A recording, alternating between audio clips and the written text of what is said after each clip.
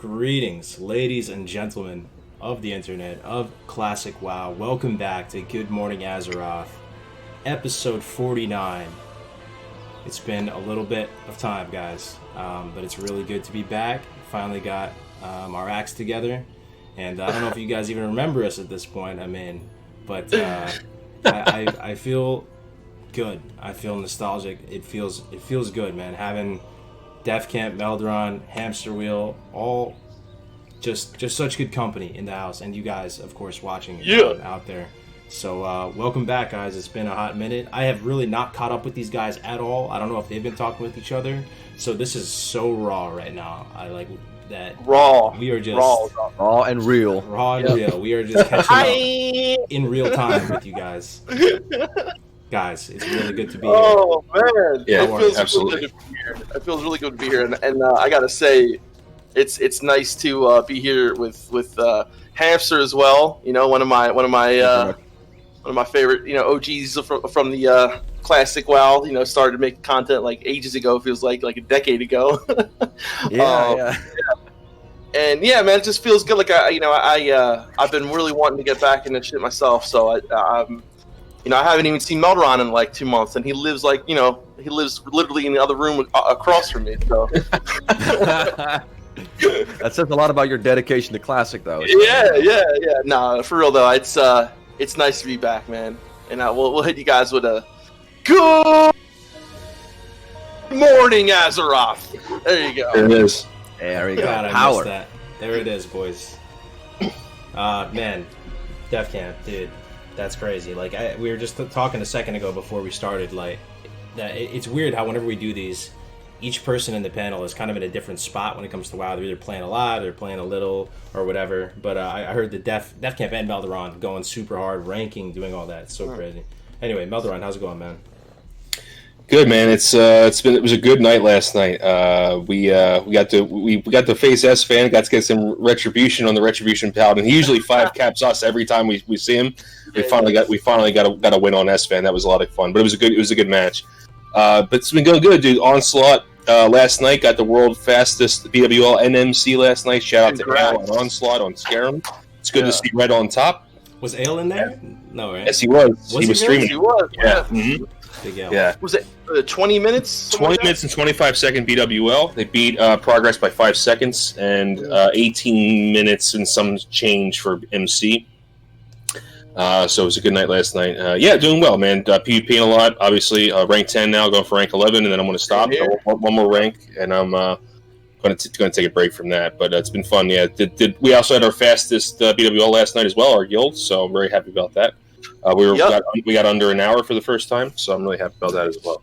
We had some bosses that were like, I think our veil was like 30-something seconds, something like that, right? 37 seconds, yeah. 37 seconds, yeah. So yeah, it's. I gotta say, overall for me, like I've been feeling good with the game. Like I've been playing a lot. You know what I mean? Like I said, like Melderon said, rank 10 as well on my shaman. Just started trying out enhancement, having a lot of fun with enhancement. Like I was telling you guys earlier, it's amazing 20% of the time. Like it just blows my mind 20% of the time. But then the rest of it, you're kind of like, what, you know what I mean? But it's having a lot of fun with the game right now. We're really pushing in our raids. What are you swinging? I'm swinging. What's the name? The pig. I'm swinging the pig mace, man. Unstoppable Force. Yeah. Okay. Yeah. So it's nice with that proc and all, but I could definitely have a better weapon. You know what I mean? What are you aiming for? Like, what weapon you want, and eventually with enhancement? Oh, I would love Hand of Rag, but that's probably not going to happen. I would really like to get myself maybe like a Maul Dark from Edge of Insanity. I mean, well, right now, like maybe the Maul from BWL would be nice with a 2% crit on the two-handed mace. Oh, the Draconic Maul, right? Draconic Maul, yeah, that would be nice. But I really like the proc on top of force. It's nice when you're hitting a paladin or whatever, and he just gets stunned for that 1 second. It's pretty cool. Yeah. Yo, last but not least, guys, type something in the chat if you know Hamsterwheel. If you know the legend, you better know Hamsterwheel. You better know Hamsterwheel, dude. I don't think we've ever had you on a GMA before. I could be wrong, but I would have remembered it. I feel. I mean. No, we have, right? Have we? I know we had. It was a long time ago, like way back. Yeah. But you had me, so this is number 2. Just to quickly hype him up, you guys know if you follow my channel for a while, Hamster has been around forever, man. And he was one of the original content creators that even got me hyped to want to participate in this community and make content. He was one of the OGs, Mr. GM, Dodgy Kebab, Hamsterwheel, Alex Sensual, Orkbit, Alex Sensual, rest in peace. Rest in peace, Alex Sensual. All these, good night, sweet desk slammer. Oh man, doesn't it feel weird that he's like not here though? Like I kind of miss him. He was kind of like the funky, weird comic relief character in our little weird community we had. So I do. I guess you can describe him as that. You can describe him as a lot of things. That's for sure. Yeah, exactly. Yeah. Hamster brother, how are you, man? How's life for you? Yeah, so I'm doing pretty good. I've actually been taking a bit of a break from Classic WoW, and I'm might as well drop the bombshell here. I'm actually not subscribed to Classic WoW anymore. So there you go. Yes, I know. Dun, dun, dun. There's multiple reasons. The reason I'm on is I'm just busy with other things in my real life. Nothing bad. There are other things in my life that I'm preoccupied with right now that I like more. And the fact that in terms of Classic, I pretty much did what I wanted to do, which was, do some raiding, do a little bit of PvP, get a character level 60, and try out the Hunter class. Those were the main goals for me in terms of Classic WoW. Now, of course, me being, I guess you could call me a casual Classic WoW. I'm just not looking to put a whole lot of time in the game anymore. I know with the raids coming out like Ankiraj and of course like Ramas, the things are, it's going to get a little bit more difficult, and the stress on consumables is going to get heavier.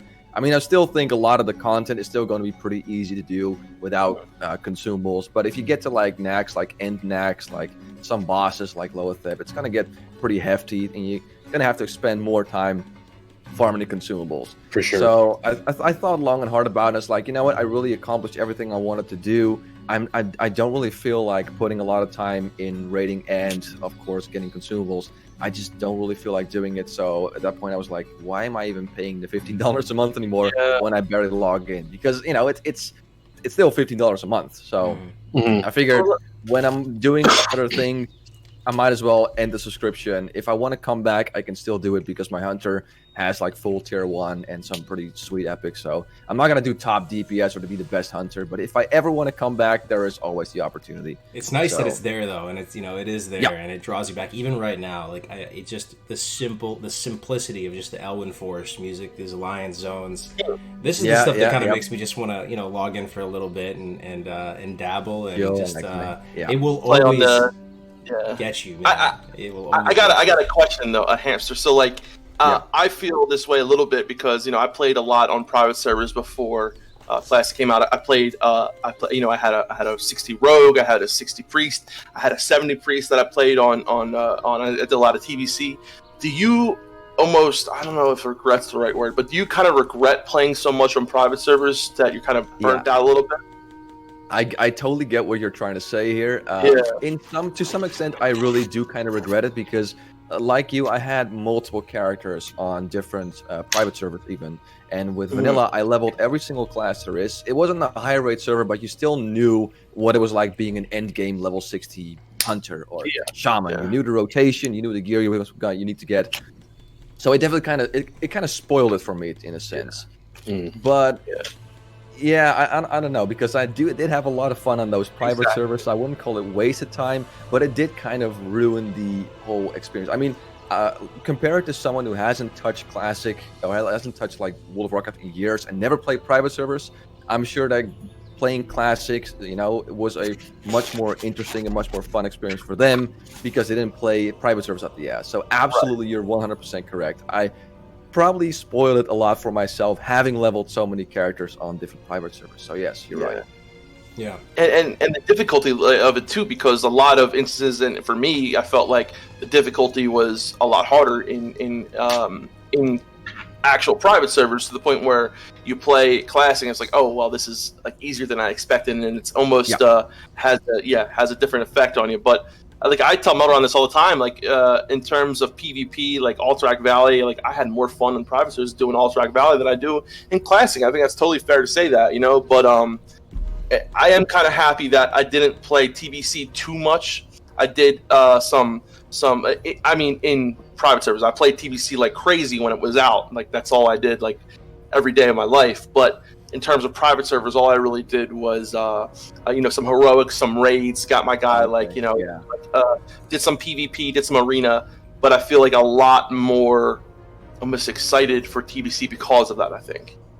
Okay, yeah. The thing with me is I played vanilla private servers a lot. I played even more on Burning Crusade private servers. So I'm already thinking Classic is going to go to TBC. I have a Hunter.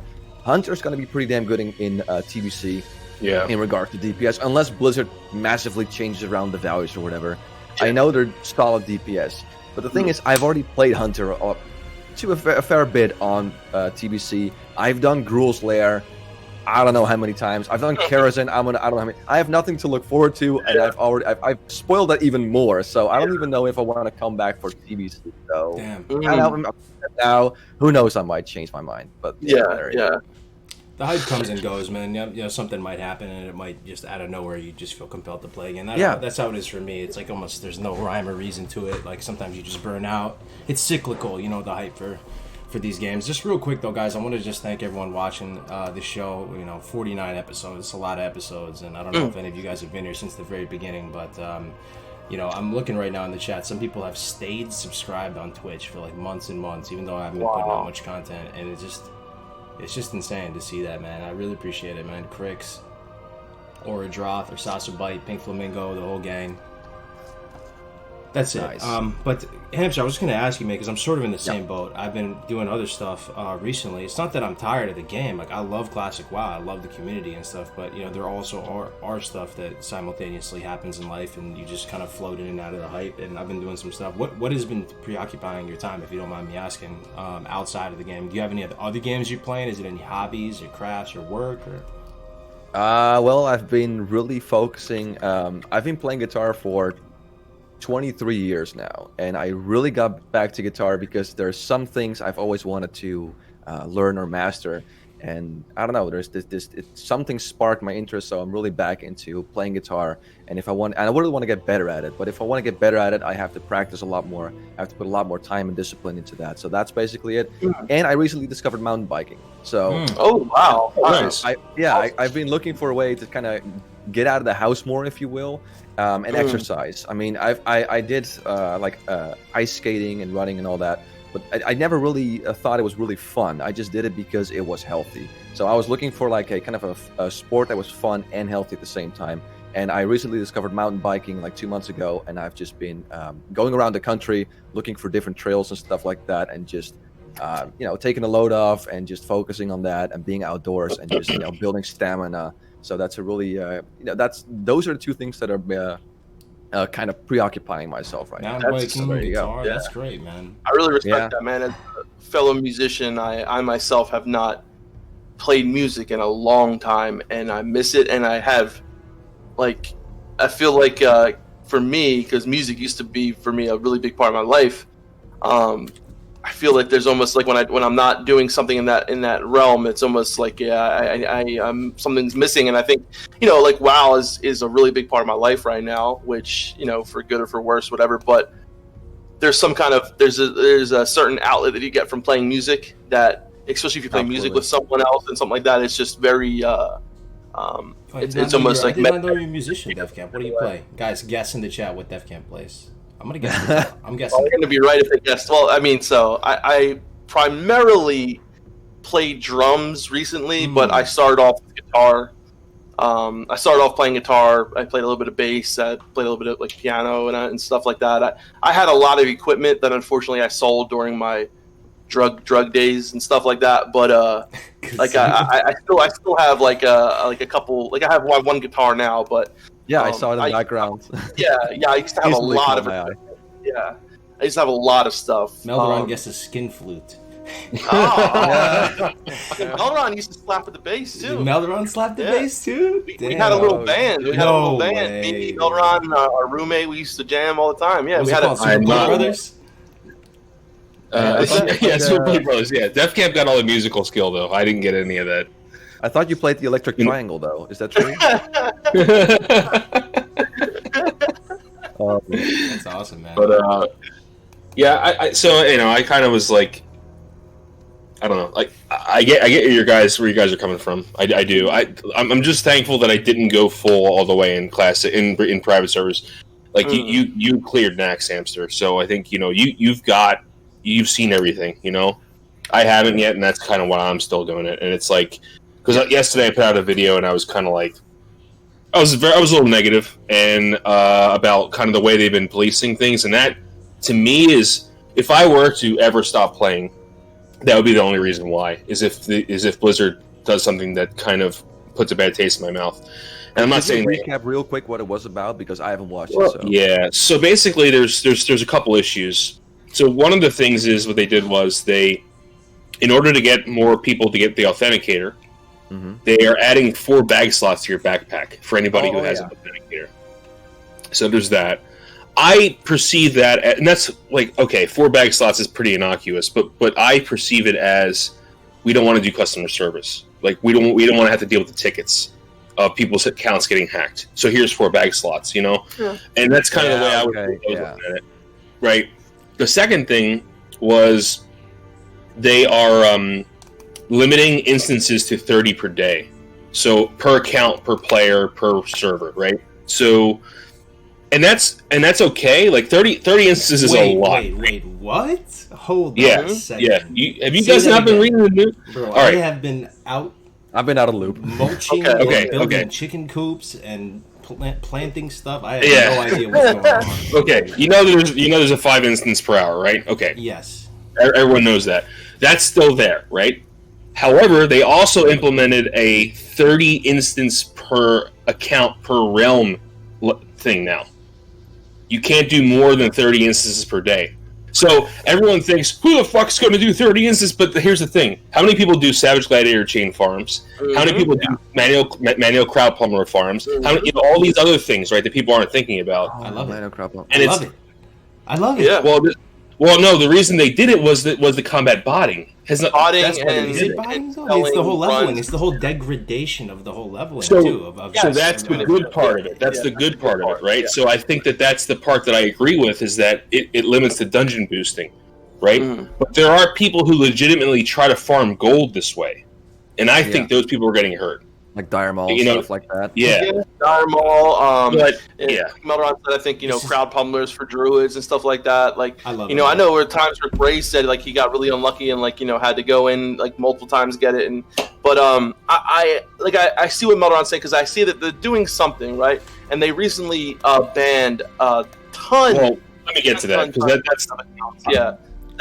Right, so. Yeah. So the last thing in the video was KVAC said, keep sending in those reports, guys, because we're going to get these bots. And I'm like, that's when I lost it. I was like, I've been sending reports for the last 3 months. Yeah. What are you guys doing? And then, of course, less than 24 hours later, they banned 80,000 accounts. Yeah. There's Melderon pulling the strings, dude. He hit up. Well, no. Willie's been making videos. Yeah, Azun's been making videos. So everyone's been reacting to this. Everyone's been talking about this, right? But here's the thing. In the blue post, it says World of Warcraft. Yeah. So I think that's 80,000 across both games, which is fine. I just don't know. Like, it kind of skews the numbers a little bit. You know what I mean? Like, how many of them were classic bots versus how many are retail bots? I don't know. For whatever it's worth, from this old 8-up, not active player, I really like that decision to do 30 per day. And I think that for a couple different reasons. The first thing is that there is a line of reasoning. Not to say everybody should play this way, right? Because I know Melderon, Defcamp, like, just because you're able to do this multi-box dungeon cleave doesn't mean you have to, and you very much play your own game and have a tremendous amount of fun doing it. I love that about you guys, like 100%. But in the same sense, there is a line of play for some people, myself sort of in this bucket kind of halfway, where pretty much what you should do, what is even in that realm of good efficiency, is just living in instances. Whether you're leveling up, you live in instances, then you hit 60, you're farming gold non-stop in instances, you're PvPing non-stop in instances because it's the most efficient way. If you're going to, what else? Then there's raids, then there's pretty much, it's World of Instance Craft, and you just live in the instances. And I agree. I think that's a horrible way to play the game. I don't play the game that way, but I think making broad strokes to affect botting and not thinking about the ramifications of players. That's what got me a little bit. Overall, I think it's a don't good change. Like, because Melderon, think about it. Like 30, I know, like it does sound like okay, you're putting a limit, but if you're doing more than 30 dungeons a day, you're probably in the I've helped warriors, get Savage Gladiator change, shit like that. But like 30 a day so that's how many hours? That costs your account, right? So here's what I'm getting at. So this is a possible scenario. Let's say you run 20 MCP run or 20 Savage Gladiator runs, right? Mm-hmm. And then like you go in your other account and do some Dire Maul farming, and then something else happens. You're like, okay, time for raid, and you can't get into your raid because you're locked out. Like, I'm not saying that's good. I'm just saying that's kind of a little bit much, right? Maybe you're playing a little bit too much there, or X, Y, and Z. But that could happen to someone, right? And that's where I was like, I don't know, man. Like, I don't. What was the reaction? I'm curious because I'm so lost in the sauce right now. When they dropped out this little for inventory thing, when they just sprinkled out this dungeon cap, did people did they go crazy? Did they or was it very the four inventory slot thing? Most people love that, of course. Oh, they love it. However, there are 30... some people I've heard, like from Grace, for instance, like he was saying, like people don't realize how big of an effect that could have in the early game, right? So if you're starting off leveling and you have 4 extra bag slots, like even talking about the hardcore, whatever, this and another, that's a pretty big game changer. Keep in mind, Gray's favorite item in the game is what? Yeah. He said it many times. The red small pouch. He thinks it looks beautiful. The tooltip. The 6 slots. Yeah, exactly. He was very much against the 4 bag slots because of that. Like he feels that it takes away from that element of it, and I agree to an extent. I think that's something that I think a lot of people were upset about that for that element of it. And I don't have a authenticator. You know what I mean? Maybe I should have said that, but like whatever. It's like yeah. But it's one of those things where it's like, okay, I understand you want people to, have it. I understand it's always probably better so that, if Blizzard can deal with like the things that are like, more important, whatever. But like the way of doing that, the 4 slot bag thing in classic WoW definitely does have more of an effect than it would in retail. You know what I mean? Yeah. I think French summed it up pretty well. The instance cap change was met with a lot of anger, people pissed, and it's because it was a broad stroke change that's not tactful enough and is lazy. I agree. That's my take on it. Yeah. I mean, to be honest, I have to agree with Melderon here. I mean, to me, listen, I'm classic. I played it casually. I rated casually, so I'm not like a hardcore player at all. But I realize classic is one of those games where it's cool because you get to play it as hardcore as you want. If you want to farm Blackrock depths 50 times a day, you can. I mean, it's all about. I wouldn't say I would support that lifestyle doing that every day, but I'm saying you can. Yeah.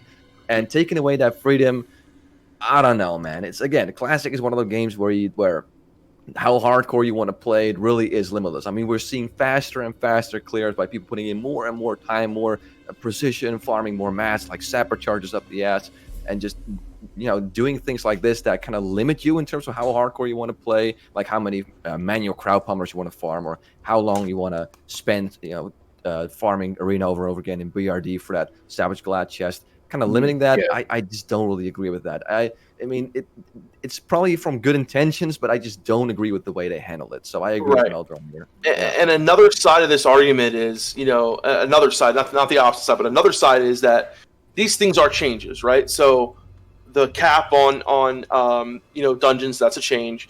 The 4 bag slots, that's a change. Obviously, the no changes movement wasn't right. Well, hold on, let me get there. So the no changes movement wasn't in all. It wasn't saying that okay, we don't want anything different. Like it was overall a damage control movement, right? So not things didn't get out of hand. Now, Melderon and I had always back in the day said, slippery slope. People would always rebuttal us on this, and not everything's a slippery slope. Now we get to the point where, little things like this start to happen, and it opens the door for new conversations, for changes. I've already heard some people, I don't know if it's a rumor or not, about people saying that they found in the PTR faction change for Classic WoW that I don't know if this has been confirmed or not, but like these little changes open the door to these things where, people talking about, oh, maybe it'll be good to have a WoW token in Classic. Maybe this, that, and the other. And I think a WoW token in Classic is one of the worst things for Classic WoW. I think, faction change is a horrible thing. Yes, I know there's a big issue with faction and balance in Classic WoW. However, I don't think faction swap is the answer to that at all.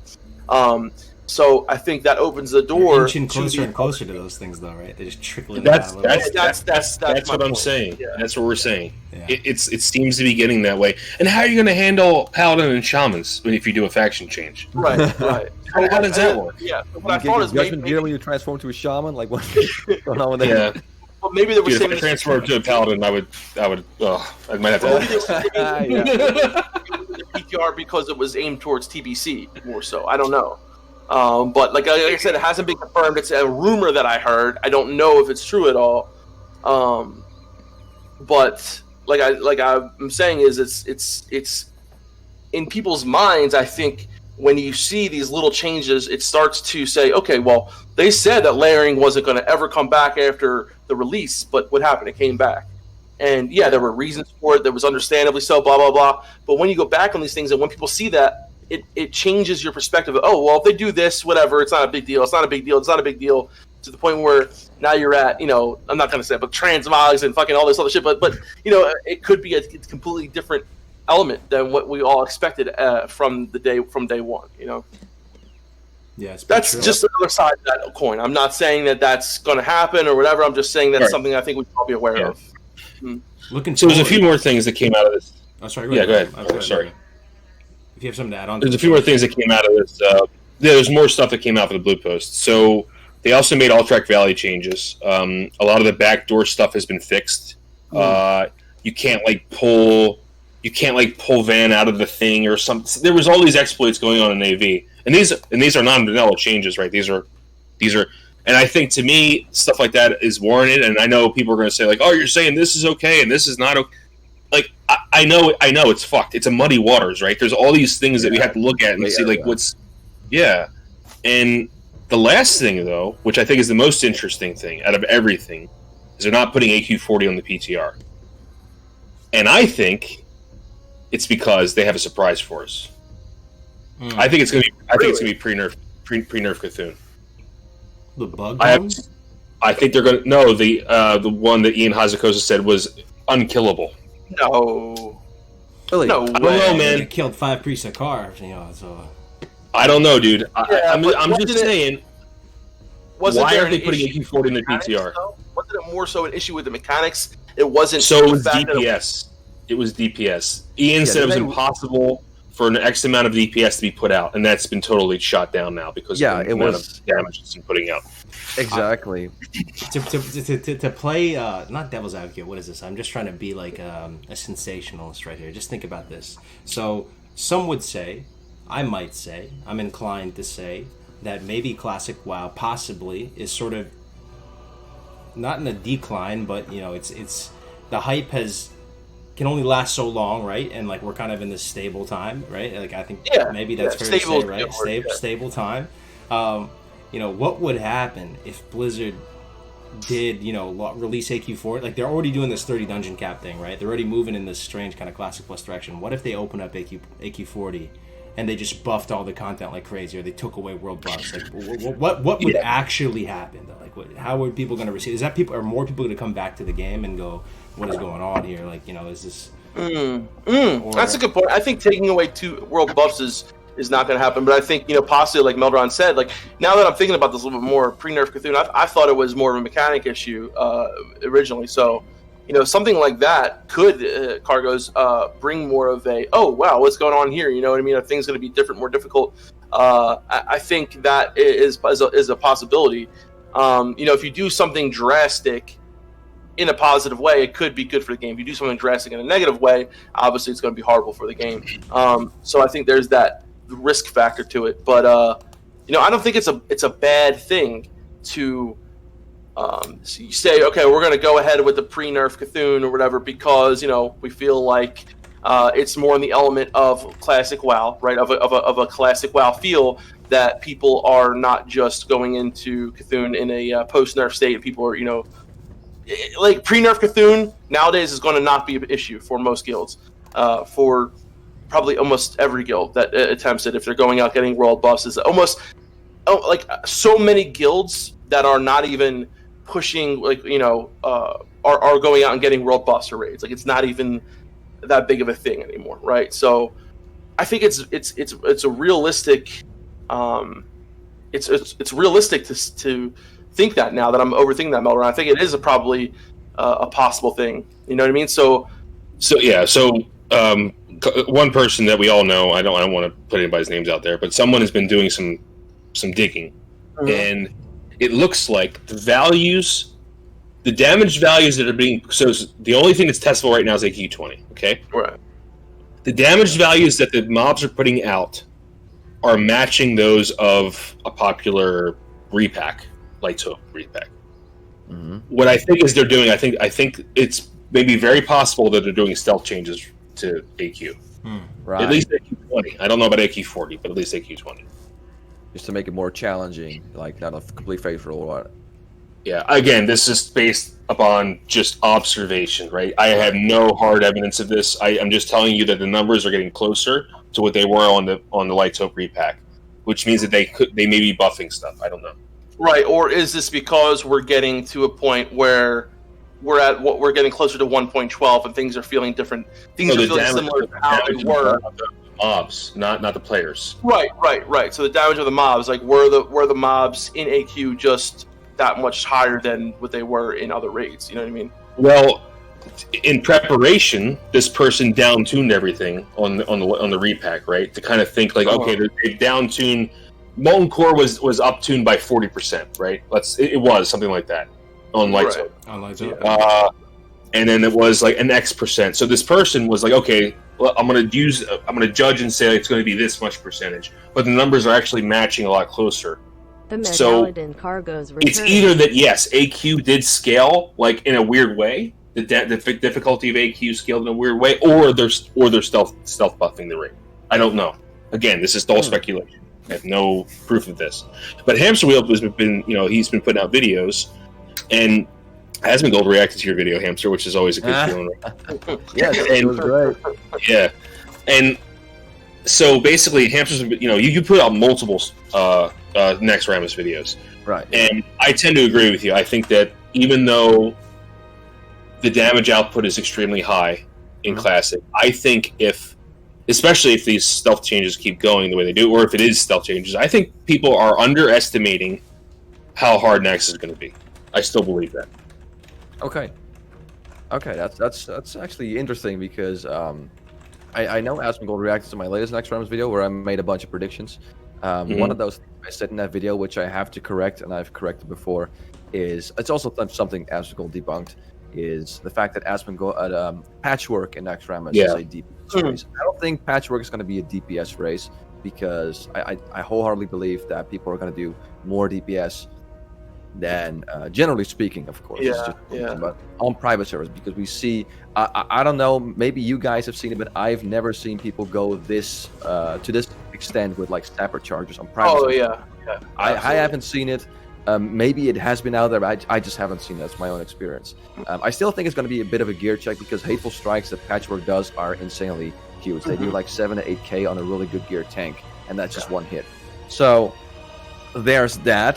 That's going to be more an issue than yes, I think. Yeah, exactly. But if what Melderon is saying is correct, where the damage values that they guessed on private servers are actually going to be a lot more closer in later content like AQ40 and Next, and yes, I think people will look at MC and BWL and say, oh, these bosses fall over from a stiff breeze, and we'll be able to just face roll through Next Ramus. If what Melderon is saying is correct, then I think people will have a pretty nasty expectation, or up ahead of them, or I'm not sure what the term of word is, but I think you know what I'm saying. But I think it's not just that, right? And I think a lot of people, I think we live in a bubble. We all here live in a bubble. Like we all do. You've cleared Next in private servers. Kargoz has played the game at a very high level. We're probably in the top 10% of guilds, right? Defcamp and I'd say that we're probably living in a bubble of like how difficult, and it's not just the boss hits harder, the armor values are higher. It's the fact that you have to get 2 sets of world buffs. You can't, you have to run through that giant place. Like, Nax is huge. And then the fact that you have to get consumes twice a week. And that's why it's harder. It's not just the mechanics are more difficult, which they are. I feel like Melderon's gotten more hardcore, dude. Like, I like it, though. Like, towards world buffs and everything. You've kind of, like, I remember there was a turning point where, you can kind of set the direction of the raid and the guild and everything, and you guys were stepping up, trying to play, trying to go a little bit harder, right? Because it seems like I think we had to take a harder look at what we actually wanted out of this game. Yeah. Pushing times, making sure people are getting world buffs, chasing that stuff down. Yeah, because if you wanted clear content, and you want to do it without wasting everyone's time, which is what I want to do, you got to do what you got to do, right? So, like, for me, it was, okay, let's go get world buffs, let's do this. Yeah, we could clear BWL in 3 hours, but how about we clear BWL, MC, and Ani in 3 hours instead? You know what I mean? So it's like, what do you want out of the game? Yeah, absolutely. Drinky just donated $100. Thank you very much. Whoa, I was curious to see if you're alive, man. Because a lot of people are dropping off. It's good to see you, dude. Good to see you in here. Executives gaming in the chat too, man. Oh wow! Another OG right there, too. Oh, dude, I love the new comment video, my man. I love it. I'll talk about that again. But I wanted to talk about what you're talking about, Melderon. I want to say this. I think, like, a lot of people say, "Oh, you guys, you want changes." You all say no changes, but then when the change, oh, no changes, but some changes. Like, that's not the argument. The argument is, if a change is inherently going to make Classic WoW feel more like Classic WoW, then in my eyes, that's a positive change. It's a good thing. You know what I mean? And if that means buffing the boss's armor or damage to feel more like it did in Classic WoW, that's a good thing. A change that is going to create something like, okay, bringing WoW tokens into the game. I think what people realize is saying, like, a WoW token, the argument a lot of people have is, oh, well, it makes it more of a time, you don't have to invest as much time. Well, the time commitment part of Classic WoW is a huge part of Classic WoW. The reason why people say, oh, Classic WoW is hard, in quotations, is because of the time commitment. You take away that element out of the game, you take away a huge part of Classic WoW, in my eyes, right? So by implementing something like a WoW token, you can say, yeah, you can make it possible for more people to do Naxxramas. That doesn't mean it's a good thing. It doesn't mean that that's going to make the game better. It means that, we got to make everyone have the same, everyone's going to have the same opportunities. Everyone's got to have this. No, the fact that Nax is inherently a hard place to get to and it takes more time and commitment to get there is a good thing for the game because it makes it, people strive to want to get that. That's what makes the game such a good fucking game. I just wanted to say that.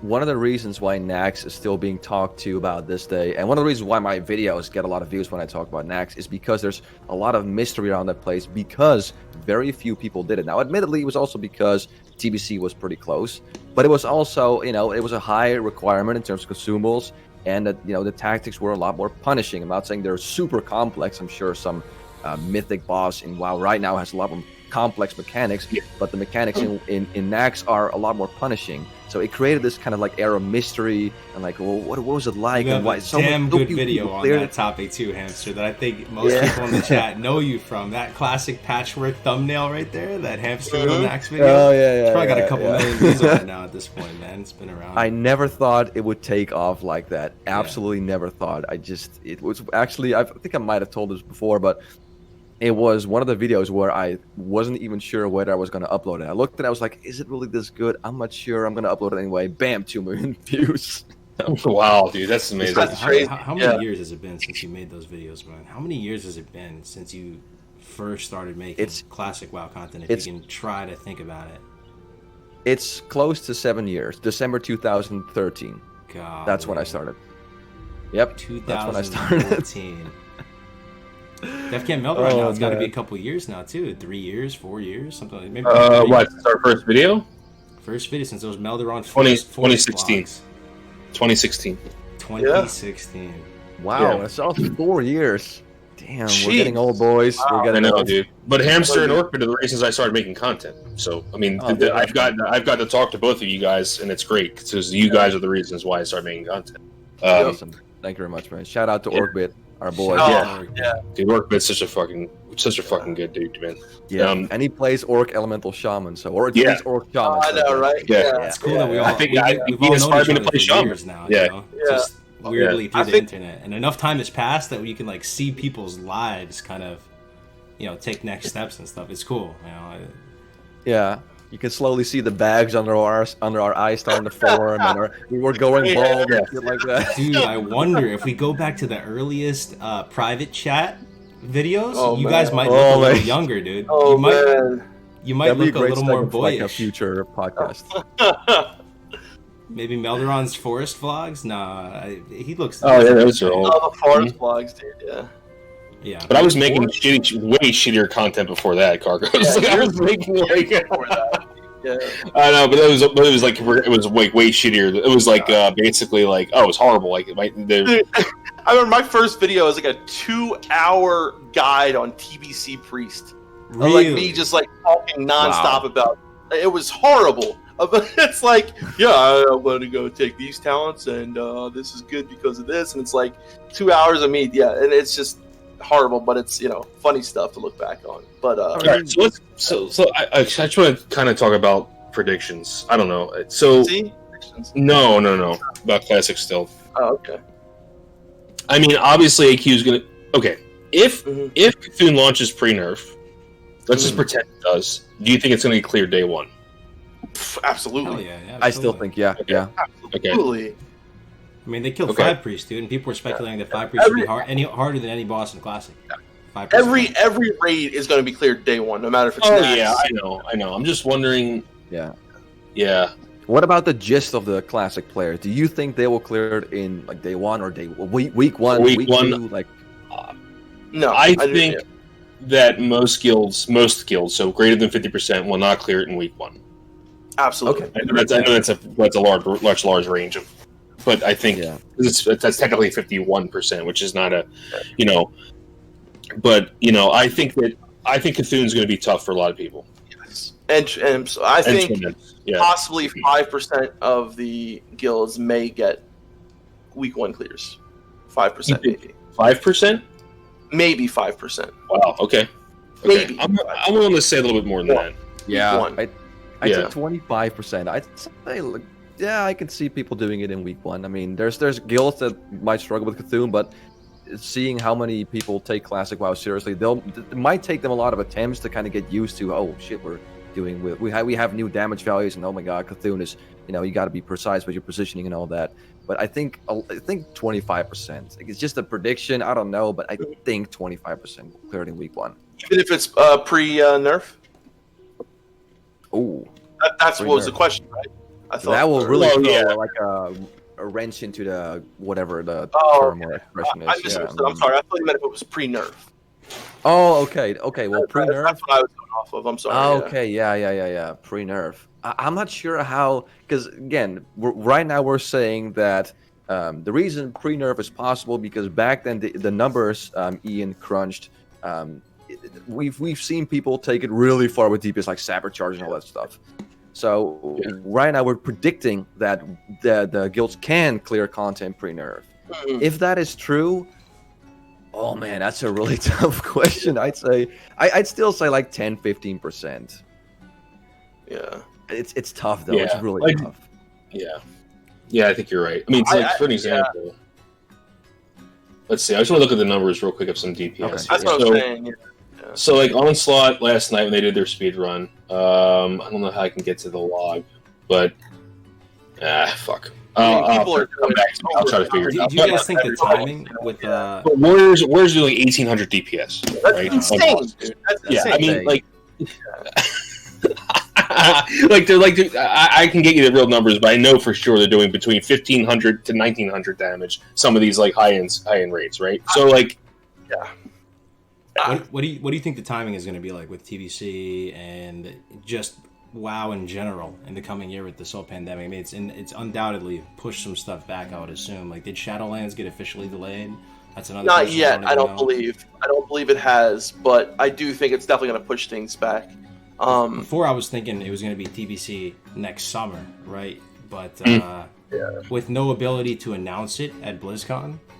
And is there a virtual BlizzCon, or did they straight up just cancel? They didn't confirm one, but they said it's a high probability they'll have one in early 2021. They'll have a virtual BlizzCon. Okay. Yeah. I know we're kind of going all over with topics right here, but I just wanted to go back while you were saying Melderon, and I was thinking of TBC as well. So in Classic WoW, we rely heavily on warriors to give us these numbers, right? To give us these crazy clear times. TBC, we're not going to be able to rely on warriors like that. Is it going to make that a big difference on clear times, and is that going to make TBC a little bit harder in that respect? Wait, so are you saying since we don't have these numbers, but then warlocks are going to fill the match, aren't they? I understand warlocks are, but like, are you really going to run with 20 warlocks? Oh. Is that, you know what I mean? Like, well, the 25-man raid doesn't allow you to do a lot of this weird stacking. Right. But like inherently, like what I'm saying is, Classic is a lot easier than actual vanilla. Big in part by warriors being thrown into high numbers into these raids, right? Yeah. Obviously, you're not going to have that option with TBC. So will TBC be closer to what it was like because the comps are going to be more of what they were like in TBC? That's what I'm saying. Yeah, absolutely. Because world buffs are not a thing anymore. There's like so many different buffs you can get right now that aren't viable anymore in Burning Crusade. As far as we know, I'm not sure if Blizzard's going to change anything, but I mean, I've tested warrior DPS. Now, admittedly, I'm not the best warrior. Obviously. But the numbers were nowhere near what people are doing right now. And that's mainly because you can't buff yourself.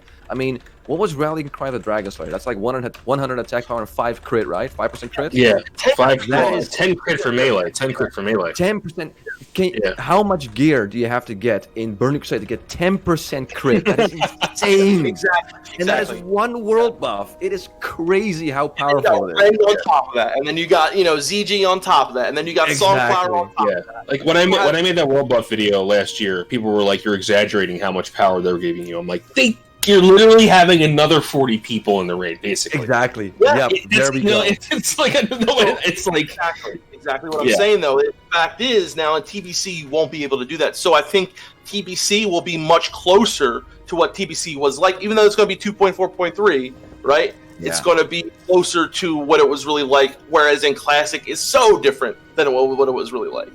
Yeah.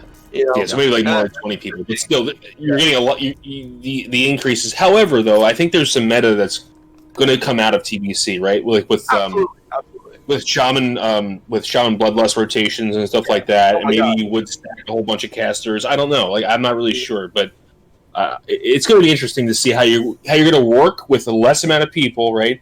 And without world buffs. I'm interested to see what comes out of there. Yeah. The meta's going to shift. Yeah, so I think that's a good thing, and I think that is something to look forward to for me, at least. Is that we're going to have a more realistic TBC in that respect. Now, I think that's a big reason why Classic might have to. But the thing is, not every guild does that, right? Not every guild has 20 warriors. Like for a long time, we didn't have more than 3 DPS warriors. You know what I mean? Now we've got 12, something like that. So it makes a huge difference. So should we make a change based on what the 1% of people are doing, or the 5% or 10%, 20%, whatever, the minority of people, right? So that's a question that I think is important to ask. Is like, and I think I think it's to a point. I think maybe but maybe not to go too far with it, right? Like whatever is going to happen is people are still going to clear shit day one, right? You know what I mean? No matter what. But how far do we go in order to make it more of a challenge for some people, but not? I still think most people are going to clear the content no matter what, right? So I'm just looking through logs, right? So Vale, you have unlimited rage, but guess how much the top DPS warrior did on Vale last night in Onslaught's unlimited rage? Yeah, 2K plus. 3,000 DPS. 3,000 DPS. Jeez, I looked up yesterday. I looked up a video of a guild on a private server doing Brutalis. Sunwell Plateau. Almost no one got above 3K. Almost no one. Wow. See, there you go. And those people were buffed up the ass. What was the fight time on Vale for that, Melderon? Oh, dude, their Vale kill was Vale kill was 17 seconds. 17 seconds. God. That's insane. Yeah. 17 seconds. 17 seconds. Yep. Broodlord was 37 seconds. Firemaw was 30 seconds. Jesus, And Rock and Flingor, because they killed him at the same time, was a minute. Imagine forgetting to summon your imp during Veil. You summon him, and he's already on 30%. Yeah, right. Like, Yeah. Well, Yeah. 30%. Yeah, whatever. Yeah. So like, Or whatever, yeah. Yeah. What's the longest fight? Is probably what Chromagus from the time No, that. Neff. Neff is a minute 5. Yeah, Well, because of the ads, you can't speed up. Start the ads, right? Oh, yeah. so Chromagus was a second slower than Neff. It was a minute 6 on Chromagus. Yeah. Yeah, because Yeah. like from beginning to end, I think Neff is probably quicker if you're just talking about Neff himself. You know what I mean? No, just Neff is a minute 5 for them. So it's a minute. It's a second faster than Chromagus. Yeah. But still, so like, okay, what we're trying to say here, guys. I know we went off like a nerdy path. Is that we're doing TBC DPS numbers now, right? This is what the hamsters trying to say, and it's because of world buffs. You know? Yeah. And you can say to your blue in the face how much you like to pump and how much you like to parse, and that's fine. I get it. I fucking get the world buffs too. But it's crazy that, like, this is why the game's easy. This is another reason why the game's easy, right? Is because of this, you know? Big true. Yeah. So, I mean, there's a lot of things that Blizzard can course correct, though. You know, should they feel like they need to come TBC, and that's why I'm thinking about it, because TBC will likely be. Well, how do people feel about the current state of the game? Maybe people love it right now. Is Skyrim still packed on when you go to Orgrimmar, or at least on the Horde side, or all the servers still packed? Still 5,000 Horde population, active Horde population. Yeah. Let me be clear. I'm having fun playing the game right now. Absolutely. It doesn't mean that we can't work at it and make it better. You know what I mean? I'm just saying, like that pre-launch hype. That shot of adrenaline into the community and the system, all it takes is for them to play the TBC trailer at BlizzCon and say it's coming, man. That's when you're going to see the heart rate start spiking. You're going to see hundreds of new videos, thousands of new people getting involved every day. Because I know, even in my close personal circle, I don't know if you guys have any people like my friend Jose and Michi, like, they will play the game. That's enough for them. TBC is enough for them to actually come back and play WoW, and they haven't touched the game in like 10 years. They will play. What class would you pick in TBC? I can't wait to see 30 of those. Right? I have to make a real quick connection, by the way. It wasn't Brutalist, it was a different boss. But it was still somewhat plateau, and no one did over 3k DPS. So That's still, that's crazy. Still insane number. So a little correction there. There you go. Yeah. With regard to launch, with regard to a lot of their failures and successes, going into TBC, Blizzard has a chance to, maybe steer the ship a little bit better, possibly, but there's also a slippery slope, because they could scuff it beyond our wildest imagination. Nothing's impossible with Activision Blizzard. But if they re-roll out some classic servers too, maybe they could do a round 2 in a better vein. I don't know. Did anything come from that survey they did where they were saying, like, would you want to start at level 1 or level 58? Did anything come out of that? Or No, nothing. Yeah, Not that I've heard. No. We actually recently talked about this on one of our podcasts we had with a viewer, and I think we can talk about what you guys would think would be best, but I think for me, I think a big part of playing an MMO is to being able to progress your character, right? Progressing your character through, I think losing my character and all his achievements and all the pieces of gear and all the memories that I have would be a big detriment to me, to TBC. I think moving and progressing your character is a huge part of the game. I want to see that. However, I know that there's going to be another issue with factions. I know there's an issue with, realm sizes, this, that, and the other. I think we can hopefully find a middle ground to be able to, fix these issues with the realms, fix these issues with the factions, maybe having a cap on how many you can have on each realm for no more than 60% or something like that. I don't know, but I think starting from zero, from level 1 or whatever with a new character, I don't think that's the right thing to do. Yeah. Can you imagine Hellfire Peninsula with when it just opens on like a 90% Horde server and you standing in Honor Hold? It would be a nightmare. The thing that I'm concerned about, I've said before too, is that like it might be the type of thing where you have this expectation of all these old memories of how it was when TBC launched back when you were a freshman in high school or whatever it was for me. I think that's when it was. Like, you have these fond memories of going through, doing the all the Hellbore quests, picking up the Hellbore turds, and getting scraps of the dung and whatever the metal and all that. And then it may come launch day, and you step through. Not only is it a laggy, sharded clown fiesta, but there's multi-boxers with like 40 accounts because you can only do 30 instances capped. So like, there's even more of an incentive to have multi-box.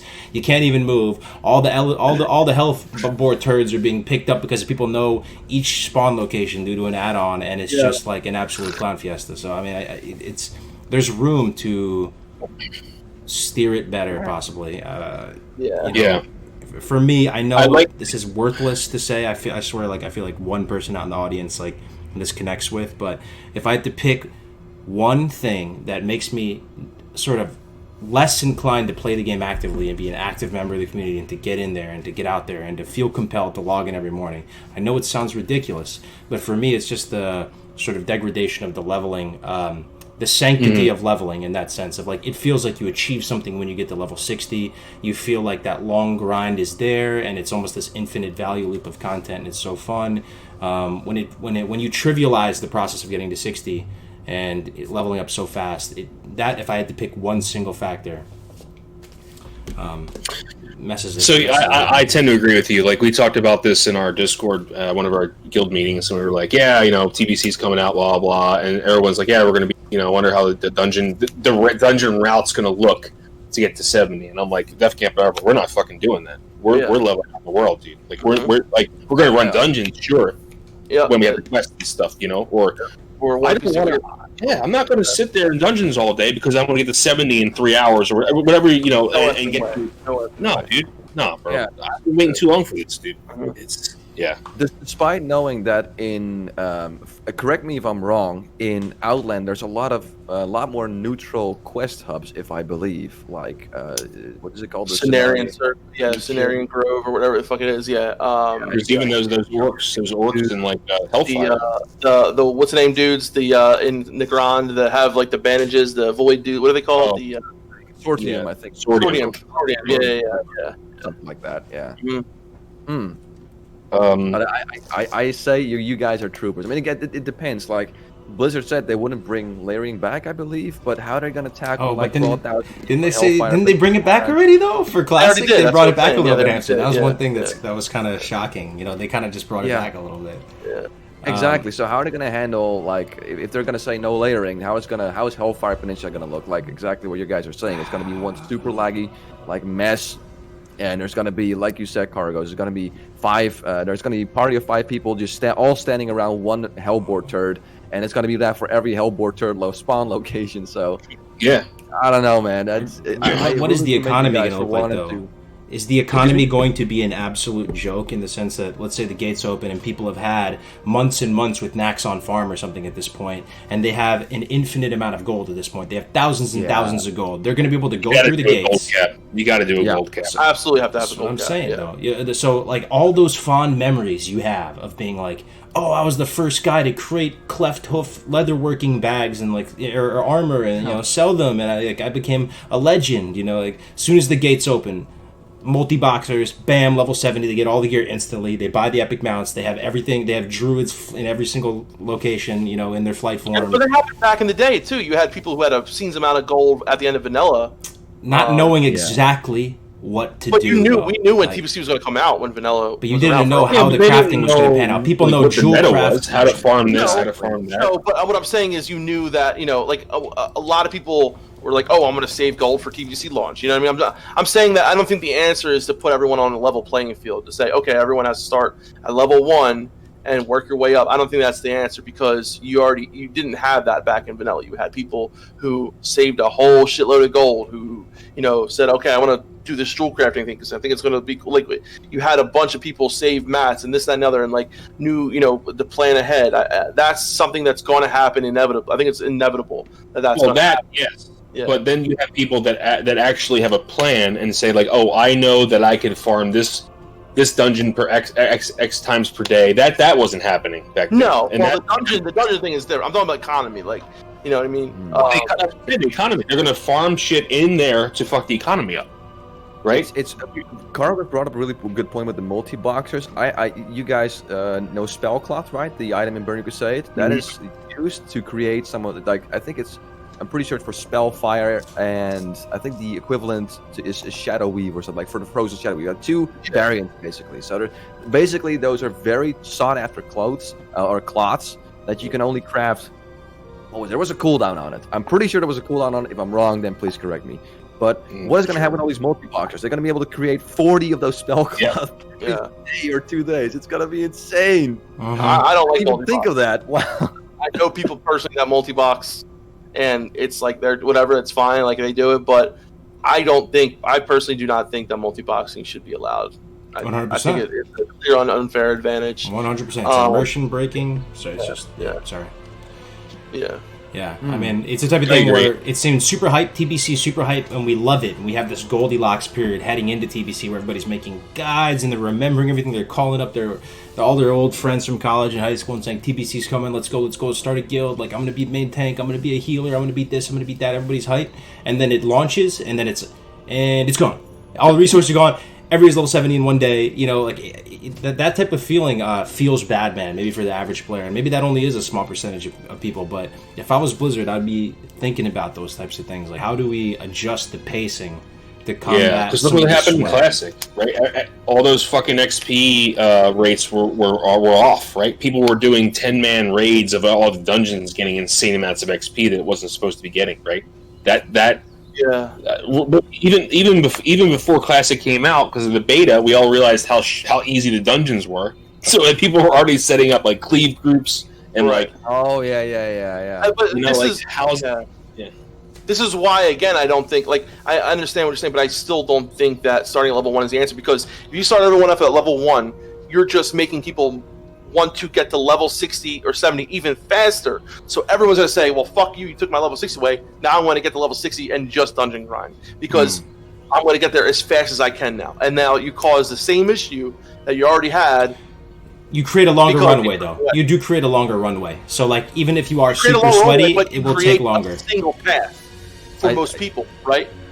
The same single path, because now everyone wants to get to level 60 where they were just as soon as they can, and everyone's going to do it the quickest way. So I think that is trying to solve the issue by having the same problem, right? The fact is, this is classic WoW, right? This is the game where your character grows in so many, like it's an MMORPG. Your character is supposed to grow. You take away all my memory, my character. You take away all my memories that I had from that. You take away, the gear that I had. Not my memories, but like you take away a big part of that, a big token of what I've achieved. Right? That's a huge problem right there. And you're just going to create another issue. Why do you think I'm getting rank 11? Getting them for the mounts. Exactly. You know what I mean? You're going to take my mounts away. You're going to take. Honestly, they should just buff everything, dude. Who got, the mount from opening Anchorage like that. You're going to take that away from people. You're going to take away their ZG mounts. You're going to take away all this. You can't do that. Yeah, they can't do that. You're right. They're not going to do that either. They're not going to do that. Exactly. But, so what is the solution? The closest solution, not to say there even needs to be, because TBC will come out, just like I said, and I'll still have fun playing it. You'll still have fun playing it, Hamster. But that runway of fun, those butterflies of fresh and new and excitement will just go away faster. You're just going to, it's going to fizzle out faster. I agree. So what they could do is what Endless has done, and it seems like Endless is being way more successful than I would have even thought they would be, right? Like they have so many people playing on that server. I'm not even playing on it because I've just been chilling, being a friggin', country boy or whatever. But the farmer, they just so I'm so brown right now. They just like 5x the maybe they didn't 5x it, but they increased the difficulty of everything, right? The mobs hit harder, the dungeons are harder. If they did that in TBC, I think they need to increase the difficulty of everything. I 100% agree. Yeah, and I think if they don't purge dungeon spell cleave runs, so like 70 carries for TBC, I think you need to highly if someone is coming in a dungeon and is max level with people that are 10, 15 levels below, they should get a huge cut in XP. Absolutely, but what do you do for dungeon cleaves and this, that, and the other? Yeah, if you have if this you get 2 guys on you, it's going to kill the clothy immediately. You're going to need a tank and you need to do CCs. Heroic dungeons in TBC private servers are hard enough to the point where you have to CC, right? If you're especially if you're in pre-raid bits and shit like that, everyone's going to have not great gear, right? So you shouldn't be able to just bring 5 people to just bypass that, right from the get-go at level 60 or something like that. I agree. I think you have to make the difficulty to the point where you can't just have this over and over again. But I think people are still going to try to find a way around it, and it's probably inevitably going to happen. That's the thing. It's people make it so they can't. You humble. humble, Always dude. find the easiest route. Rank up the dial. Right? So like water, how water finds the closest, source, whatever like that. If it finds the closest Quickest route. way down. People are the same way. Yeah. People are going to find the path of least resistance, and that's going to be inevitable. It just depends on what you do. Right? Are you going to make a stand and say, "Hey, I think this is bad. I'm going to promote this," and that's all I have control over, what I can do, and say, I hope that this is going to happen. I hope that people emulate this, whatever. Like this is what I want to do, and that's the only control we have over it. Yeah.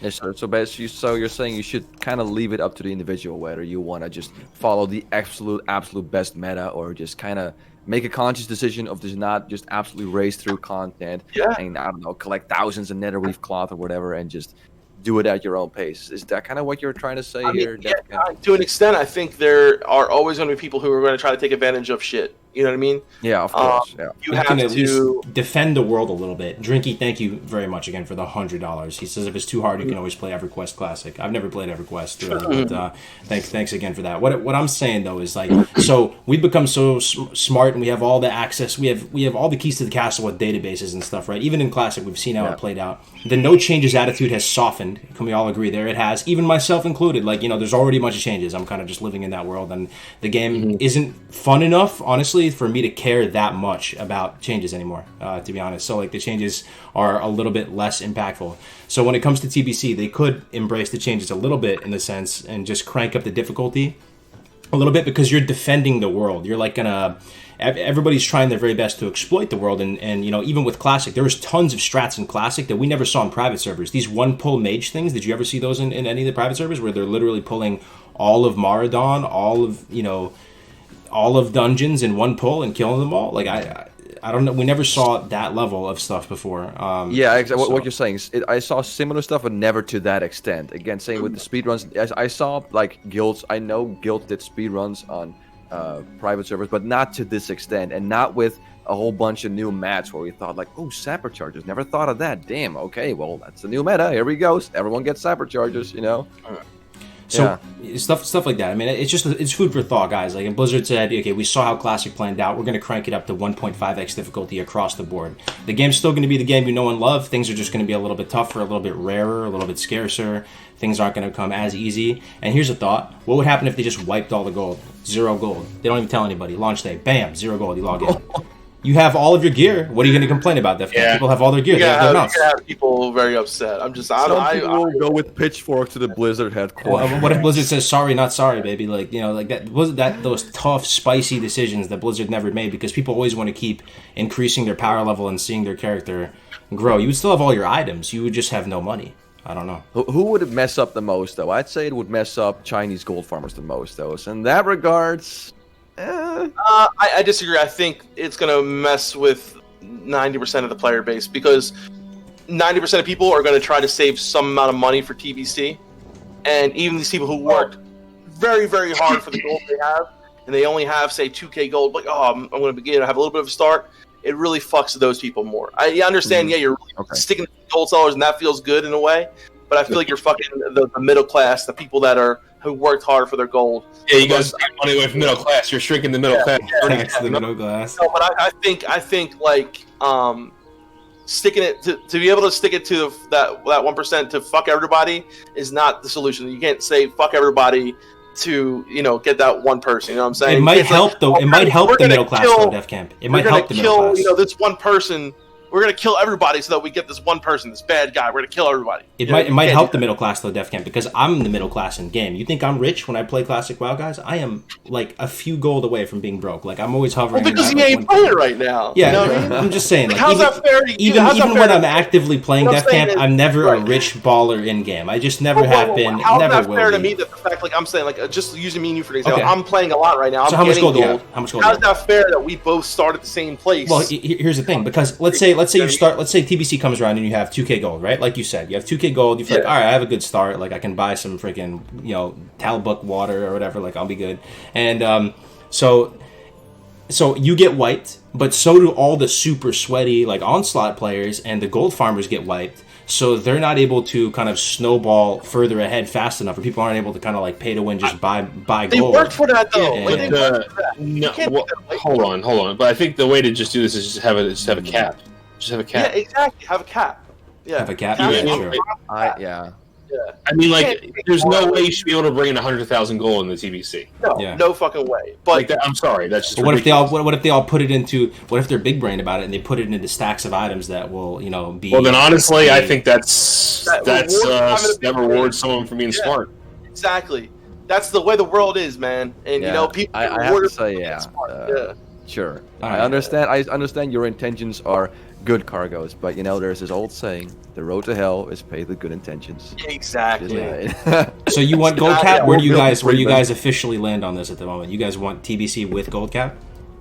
Yeah, I think Yeah. so. Gold for me, it's Yeah. gold cap and increased difficulty. That's the two things I want to see. I agree. Yeah. Okay, we're getting Yeah. somewhere. Grays brought up some good points about about the dungeon meta, and the only thing I'm trying to understand is how can you. Gray suggested a flat decrease to dungeon XP, and I kind of agree. Although that really hurts people who just do the dungeons for the quests, right? And okay, what I'm trying to say is I run every dungeon at least once on my way up to a level cap in every game and every expansion. That's what I do, right? Because I love dungeons. Am I exploitative doing that? I would say no, right? So should I get hit? And how can you select someone who should get hit? I don't think you can. So I think Grace's point is actually might be valid. You might have to knock everyone's XP down. I don't know. Well, Knock everyone's XP. yeah. Wait, what do you mean by XP? In dungeons to remove the cleaving meta to reduce the cleaving meta. I think, but the thing is though, what gets me on this, Melderon, is it's just going to cause a new meta. It's people are going to find a new meta, and then Everyone's going to try to min-max as much as possible, right? And then certain quests. But the thing is, it's very hard to min-max questing zones because there's people there, right? There are, but people will find, okay, what I'm going to do is I'm going to find this place where places thing respawns really quick, and now you have an issue of people trying to do this quest, and you have people just farming XP in this one zone or something like that. Just saying that's an example of something But else. it's self-fixing behavior, right? Because if you have someone going in there and killing the spawns, then someone else is going to get mad, and they're going to go somewhere What I'm else. saying is that's one example where I'm saying you're going to have a repercussion that's going to cause I'm not saying that the dungeon thing is right in any way. I'm just saying you're going to cause a new problem, and who knows that consequence is going to be worse than the consequence we already have. You know what I'm saying? Yeah, I like Atticus' idea. Subsequent dungeon runs give less and less XP. I like that too. That's a pretty damn good idea. Yeah. So you can still do it if you want an item, sick item or something, but it just becomes, you just increase that runway of fun. Quick question for you, Hamster. You said you're still on the fence, even coming back for TBC, right? Because you've done TBC, you know how it goes. Yeah. If the difficulty was cranked up to the point where it was truly spicy, you watch some noob zone into Hellfire Peninsula, he goes and engages a Hellboard, charges him, and one-shots him, bam! And it was tougher. Would that make you want to play more or less, or you still kind of would just be in? It would. Man, that's actually a really good question, because then you have to really think. You can't really. You have to rethink the way you're gonna level. So that definitely would throw a. What do you guys call it? Monkey wrench into things, or whatever the term or expression is. A wrench Exactly. in whatever. I don't even know myself. See, the thing is, it really. The thing that's really holding me back with Burning Crusade is the classes you can play and the rotations. That's the reason why I'm so just hung up about it. That's probably the main reason, because I've played every single class, I've played every single spec. I've played some specs more, I've played some specs less, but I kind of know what to expect. Now, if for some reason, whatever Blizzard changes, let's say if they do change something, it completely changed the meta. Like, for instance, okay, let me give you an example. I'm a hunter in Classic. Okay, if they choose to make it so that you take your existing character, you don't start from level 1, you just take that character and you go instantly to Burning Crusade, you walk through the Dark Portal, you start questing. If that's the case, then I'm not sure, I know what to expect with the hunter to some extent, like the one button macro. That is the meta for hunters right now. It is really powerful, but it is so goddamn boring. I don't know if you guys ever played a hunter like that. No. I've done it. It is really boring, and I know that there's other classes and DPS rotations that are pretty boring, like the Shadow Destruction Warlock. I understand, But it's just I'm not really looking forward to do that. So, oh man, that's really tough. Will the macro system change that? The new macro system, will that change how that works in any way?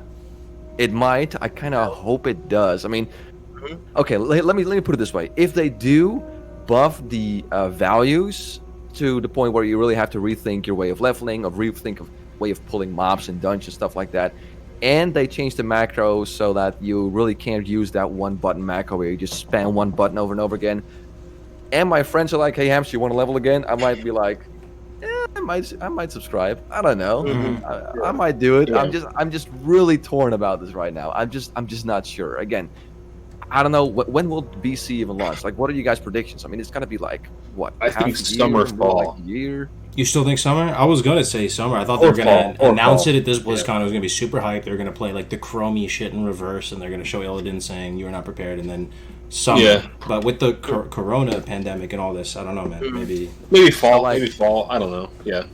Yeah. Oh, so in like a couple of months, you're saying? Oh, sorry, not this fall. Next fall. next- Oh, fall. 2021. Oh. Okay, yeah. Yeah, So yeah. what I mean is there's still a ton of time. I don't know where I will be at in terms of real life 2 in 2021 fall. I just have no idea. But under those premises that I just said, maybe. I still don't know. I'm sorry, Yeah. guys. No, it's a big No. decision, right? And Hard to- yeah. And Atticus, yeah, we talked about it. I think we're all on the same page when it comes to gold cap. I think that's something that needs to be done. As far as crafting materials, though, that's going to be tough to police. I don't know. I mean, I just thought Well, something someone said you just allow soulbound items and no non-soulbound items or something before like I that. goldfish out and forget this point, I'm just saying. So if they stayed par for the course with how they did Classic, they rolled out TBC in the same way, and we have all the same possible issues that we have in Classic and TBC. You know what the difference is in TBC though? That why it would be different? Guess what's different about TBC that Classic doesn't have? People are complaining about pacing and difficulty. Arena. arena, There's yeah, arena, for which sure. is as hard And as the you world want to. Yeah, which is as hard as you want to make it. It's that it's that PvP element there that will just add a whole nother factor into the equation, right? Absolutely. So arena is very timeless in and of itself. So if you layer that on Sure. top of everything else, so that's just something to think about. Arena is daily engagement in the game that people can. Arena is great. It fixed, trust me, someone who's been ranking, and Atticus can tell you all about that. He got high warlord, and the system in Classic WoW is fundamentally flawed. It is horrible. The honor system sucks. I don't think anybody in here actually likes it. If you guys do, let me know. The more you learn about it, it's especially with the way it is now. Yeah. Yeah. So I'm looking forward to have a skill based competition. You know what I mean? And I'm only going to 11, so I can't imagine what that. And Atticus did it like months ago when it was really bad. So I don't even want to think about how bad that was. But he was playing like 20 hours a day. So one of the He actually hit high warlord. Excuse me, sorry to interrupt. He hit high warlord. Rank Oh, 14? Atticus so, did yeah. this. Yeah, he was in one of the first groups to hit it. I think like one of Holy the, shit! I didn't Yeah. know. Congrats, man. If I don't know if Yeah. you're watching this, but congrats, man. That's awesome. Yeah, he's Oh, he's Yeah, in he's chat. in He's in chat chat. now, He's in YouTube chat. Awesome. Sorry. Yeah. Mm-hmm. Yeah, I don't have it open right now because my internet's kind of janky for some reason, so I don't want to open up YouTube and make this whole thing crash. So Yeah. I'm not looking at the chat right now, but that's awesome, dude. Congrats, Atticus. Really appreciate it. He said Cool. thank you. Okay. Awesome. That's Yeah. dope. So, yeah, I just can't wait till a system that's based on skill and not on time investment. I can't wait either. And I think the other part of that as well is you have a huge following of people who love TBC Arena in particular, and I think it can overall what it could do for the game by potentially bringing some of these really big PvP brains back into the classic world, right? Whether it's TBC, maybe even having TBC Arena like events like Oh my god, yes. You know what I mean? I can't like wait for that stuff. I can't wait. Yeah. Me too. So I think TBC could actually in fact be bigger than Classic. Oh, I think it so has too, bro. Yeah, I think. Yeah. I mean, Yeah. right? It's gonna. I definitely think it's gonna be bigger than Classic now. It has the nuts and bolts and guts to be bigger than Classic because Yeah. Classic is very gatekeepy. I think for a lot of reasons, not just like end game PvE or not this and not that. It's like you have to be able to. I don't know. TBC has things that are just like repeatable quests. You have all these rep grinds you can do. You have arena. pacing wise and visually too, Yeah. it strikes that balance between the retail Volpera lovers and the OG classic boys. Hamster, you're worried about rotation stuff too, though, but that's another thing. The arena throws a monkey wrench into that too, right? Because there's not really a rotation in an arena. Are you into PvP? Would that be something you'd be interested in? I mean, because that type of stuff is kind of timeless. I mean, that really depends. I mean, that's a good question. I can't really give an answer on that. I'll be honest. I don't think I've ever PvP with a hunter on TBC before. So I might actually be looking to check that out. Actually, Pretty fun. I'm not sure it is. I'm probably gonna get my ass kicked like a lot because I have not a whole lot of PvP experience to begin with, and like next to zero experience with a hunter in PvP. But that might be a fun challenge. I'll roll with you, bro. We'll do like a rogue hunter or discipline hunter or something like that. It'd be pretty fun. This man. hunter apparently is amazing. Yeah, you just play keep away the whole time with Viper's thing. You just run away like a little girl. It's Okay. really fucking good. Yeah. Yo. All right. Well, it depends on what Blizzard's gonna do. Because if they, for some reason, give you the option to start at level 58, I might actually re-roll. But again, we'll have to wait and see. But I might check it out. Who knows? Yeah. What about you guys? Are you guys gonna do like arena or? Oh hell yeah. Yeah. Yeah, I'm doing my priest is so back in the day I played priest rogue in PvP. Okay. And that's what I'm gonna do again. I think I'm gonna do priest and rogue. I think rogue in TBC arena is probably one of the most fun. I think the skill set is pretty fucking high. Like the skill cap for rogue is very high. To be a really good rogue, to know when to CC and when to like go for the kill, in that CC time, that gap and stuff like that, like is very, very fun to me. And I think playing a priest is a lot of fun, whether it's shadow or discipline in PvP. Just for me, it's one of those things where it's like just keeps giving, right? It just like keeps giving. It's just like One super random thought I never thought about this before is that how a lot of people don't like spell batching now. Like it doesn't really bother me that much, but the 400 millisecond spell batching people, and I think it's fair to say that the majority of like the really big brain PvPers who actively PvP and do pre-mades and stuff have kind of don't enjoy it now at this point. I've heard a lot of complaints, from that perspective. TBC would solve that, right? I think. Yes, I believe it would. Yeah. I'd say from experience, one of the worst things in the world is a fucking rogue vanishing your fucking lightning bolt, or a druid shape shifting at the right second and negating all your damage. Yes, that's the worst. It's like, however, I love elementary mastery with the double crit, so it's like we do have that. So Elemental Shaman pretty scary. Not that they weren't scary before in private servers, but more scary now. It's gonna be interesting, Kargoz. I think that's something we have to explore. Is that batching could potentially, like, you can still potentially vanish a coil or something like that, in TBC if you time it right. But I love the fact of being able to Shadow Word Death a poly, right? Like that's something that I hope will still better work. It's a like, smaller that is like batching window, probably. Like, that's so strong, you know what I mean? Like Shadow Word Death blind. I mean, that's one of my my buddies on the TBC private server did that, where he Shadow Word Death himself, and then when a rogue blinded him, he got damaged and he got out of it. So stuff like that is really cool. It's great. Yeah. I think overall, one of the things that excites me the most about TBC though is that we know a lot less about the game. I know you know a tremendous. There's probably a few people on the planet Earth that know more about TBC than you, Hamster. Like with the breadth of content you have. But on that same note, the classic vanilla WoW had a huge following on private servers for many years, right? And I don't think TBC servers ever even came remotely close to the amount of people that have played all the classic servers. I mean, there was no like Nostaria's equivalent to TBC or like an Elysium equivalent. There was one moment where TBC really started to pick up traction, and that was during the time of play TBC. It was Warmain's new TBC server Outland, and there's like a couple of others like Hellground and probably like one or two others. Like there was a moment where it got like a little bump, but never as close to vanilla with like Nostaria and Elysium. Absolutely. So I think a lot of people are going to go into that not knowing with 110% sweaty certainty what the absolute best farms are going to be, and having just the most foolproof, bulletproof strat going into it, which should again increase that runway of fun and the feeling of fresh and the excitement of a new experience. So overall, that's hype. I'm still deciding whether I'm going to go Warlock or Hunter, but Okay. Yeah. Well, one thing to add though, it does kind of partially depend on how much content creators. I mean, we're content creators too. How much we're able to tell people beforehand. I mean, we've seen this before with Classic too. Before Classic was out, there were a bunch of new people that I haven't heard of that started making videos, and I saw a bunch of videos. I'm like, hey, that's really cool. I didn't know that. But now the information's out there, so now more people are gonna know the meta, which means more people are gonna follow the meta. I think pre-TBC, like maybe like a month or 2 months before, we are probably gonna see another spike in content. Maybe some new people that only play TBC but still know a lot about the game. Maybe people that only play TBC in private servers figure like now is probably good a time to make a video about that because it's not there yet. I think we're going to get another spike in content. I think there's going to be a lot more knowledge regarding that. So I think there's going to probably be a lot of meta around DC as well. There definitely will be.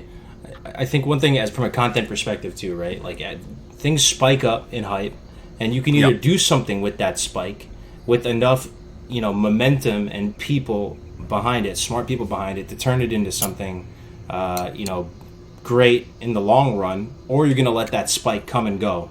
And I feel like to a certain extent, maybe it's just speaking from my own personal actions, I wish I would have done more to keep that, to translate that spike, that peak of interest into some more community events and just, or whatever it might be, just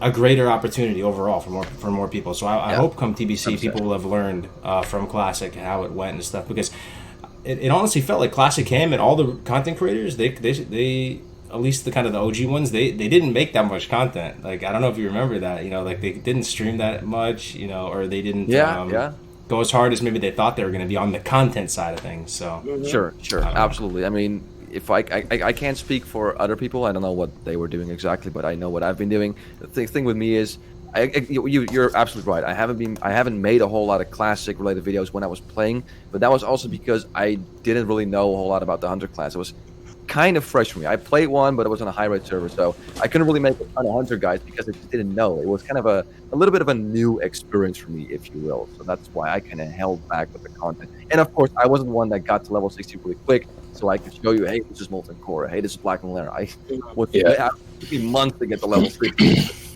That's why I was kind of slow with the content, for my part of it. Yeah, for us, it's more, I'm still putting out content, but not as regularly, obviously. But for me, it's like,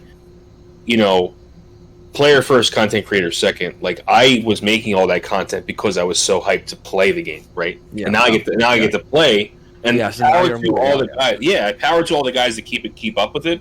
But me, I'm just like, dude, I want to play, man. Like, I could sit here and make a 7-hour guide, right? I am working on those extensive guides for Shaman for TBC. It's a slow process, but I'm working on them.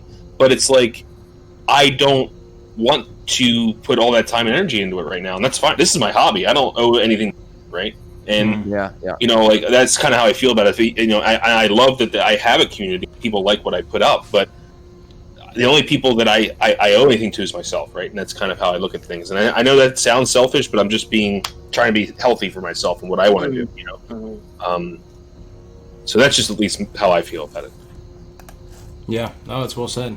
You've definitely maintained a very consistent, strong interest in the game, and I think you played it in a pretty smart way. In hindsight, Melderon, you didn't really go through some huge phase of burnout or whatever Defcamp had for periods of time. I have Hamster, isn't super motivated to play either. You've done it well. Yeah. Well, I was just saying, like, I'm not saying that it won't ever happen, Kargoz, but like, what I try to do is I try to balance. With this PvP grind, even though it's only to 11, it's still taking a lot of my time, right? And this is hopefully the last week I have to do it. But after this is over, I'm going to take a little step back and be like, okay, I'm going to focus on raiding and more on content creation, because I feel like I've definitely put content creation on lower end of the totem pole. But after this but like Mad Season stopped making content to get to rank 14. Yeah, oh yeah, I saw that. Yeah, and I think that's I respect him so much for that, dude. Yeah. Did he get it? I respect him for that. Yeah. Oh, he's in the process. His premade destroyed us last night, but yeah, so you definitely can see. Yeah.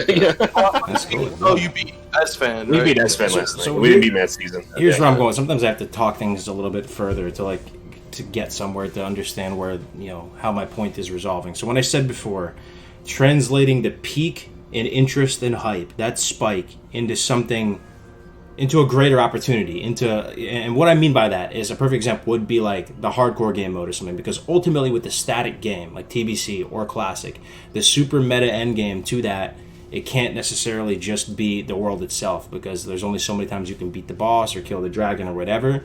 Like, you need to have that PvP or that community drive it forward and create content itself. So like with that peak and spike of interest, maybe doing something like the hardcore game mode or something could actually pick up enough steam to become a legit thing moving forward, you know, and you know, or it doesn't have to be hardcore, but whatever game mode someone could think of, just using that, yeah, to make that happen. But again, Arena is another thing that puts that's a game changer as well. So with Arena, there already is a timeless sort of value loop of content there as well. So yeah. But I will say, you know, people who are interested in like my content and stuff like that, or our content, is like I will be putting out TBC stuff. It's just like I'm taking my time on it. I'm not going to put it out now. It's more going to be focused on shaman stuff. Like obviously, I have a kind of a responsibility to the shaman community, right? I'm the head of the shaman Discord with Egregious, right? We have to get this information out, so it's important that we want to get this information out for TBC. And that's going to be coming. As far as anything else, I haven't thought about it yet. I don't know what else I want to be doing for TBC. Maybe some more community stuff. I feel like I want to try to limit as much meta breaking or meta building that I can. I'll try, you know. But I do like making guides, though. That's like I enjoy it, right? So it's kind of it's a fine line I have to walk. I think with content. Yeah, and as far as with me with streaming, like I 100% plan on streaming again soon. I think I just needed to take some time off for, you know, personal reasons and for other reasons as well, for like, you know, just where I was with myself and also with me playing the game. I needed to take some time off, and I think I'm starting to feel like I want to stream again soon. So for me, that was something that I think I just had to kind of do some self-reflection and just kind of take a backseat on that for a little bit. But I really do miss streaming. I honestly do, and I want to get back into it, especially now that I'm having so much fun with PvPing. I really want to stream this. So hopefully I can get back into that pretty soon. Hell yeah, Defcamp. That'd be great. Yeah. That's just for me, update on my side of things. Just, you know, I bought this second property with the wifey. Like I said, we've been slowly, you know, every time you move into a new place, effectively, even though we're not moving in there as a primary residence, you always have to set up utilities and do all this stuff. It's a pain in the ass. Like, you know, so I put in a floor up there and just been working on. The internet's janky up in like a rural area. You know, converted a shed into a chicken coop. Just doing all types of stuff, right? Germinating seeds, all this type of stuff. So that's why I've been kind of AFK, MIA, or whatever. But I still love this game. Always will love this game. It's S tier in my mind. This community is S tier in my mind, and I'll always come back. You know, that's the nature of the beast. If I wasn't creating content and have a YouTube channel, it would still be the same thing. It's cyclical. You get into it, you pump for a few months, you go super hard, and then you just kind of naturally gravitate away from it. You come back. It's just kumbaya. Yeah. And unfortunately, YouTube punishes you for that. But I think it's healthy to do that, though, Kargoz. Yes. You know, to take breaks. Yeah, I definitely think it is. And, you know, a lot of people, for a lot of people, this is their main source of income. For myself, for Melderon, it's not. We have other commitments. And Kargoz, I know you have other commitments as well. And Hamster, I'm sure you do. And I think for people, you know, it's just how much time you can give. You know what I mean? And for me, I couldn't give that much of myself. And I think I need to reevaluate, you know, how much I want to do that, how much of myself I want to do that. You know what I mean? Yeah. So that's another part of it as well. I think some people expect, if you're going to stream, you got to do it like everyone else. You got to be, you know, 5 days a week or 6, whatever. It's like, but exactly, you gotta dye your hair blue and yellow. Yeah, yeah. And you know, God bless those people who can live off of it, man. That's awesome. If I could do it, I would love to, but I can't. And I can't expect that, you know, of me to just like do that. So it's definitely just being real with myself and saying, hey, man, I gotta do what I gotta do. You know what I mean? And taking a step back for me was a good thing, I think. But like I said, I want to get back into it. I really do. Yeah. Yeah. But Hamsters, you've been killing it, dude. I think me, what? you've been killing it, bro. You're putting out like what, thanks. 2-3 videos a week? I think you've been doing. Yeah, yeah, exactly. I've actually had a lot of spare time, and I just had the thing is like with me, it kind of comes and goes. If I have a really good idea, I immediately write it down, and then when I wrote it down, I start typing the script, and then everything just goes like the gears start turning. And I just had some idea. It started with the what was I testing again? It started out with, can you raid in Burning Crusade with just classic gear? And because I had that whole idea and the whole like area set up, I was like, wait a minute, I can do way more with this. So I started doing like DPS test comparison between different gear levels and like the best classic gear versus Burning Crusade gear. Now I have like a showdown between a fire destruction warlock versus fire mage. I was like, I can really expand on this. So it kind of comes and goes. There's like weeks where I don't release anything at all. There's weeks where I make like 2-3 videos sometimes even. It also depends on how much time a certain video that I'm working on takes. I mean, some take just a few hours and some take a lot of research and just there's some videos that took me like 40 to 60 hours. Sometimes it gets really crazy. Yep. So yeah, Gotta I mean, come naturally. Yeah, it's gotta come naturally. You can't force it.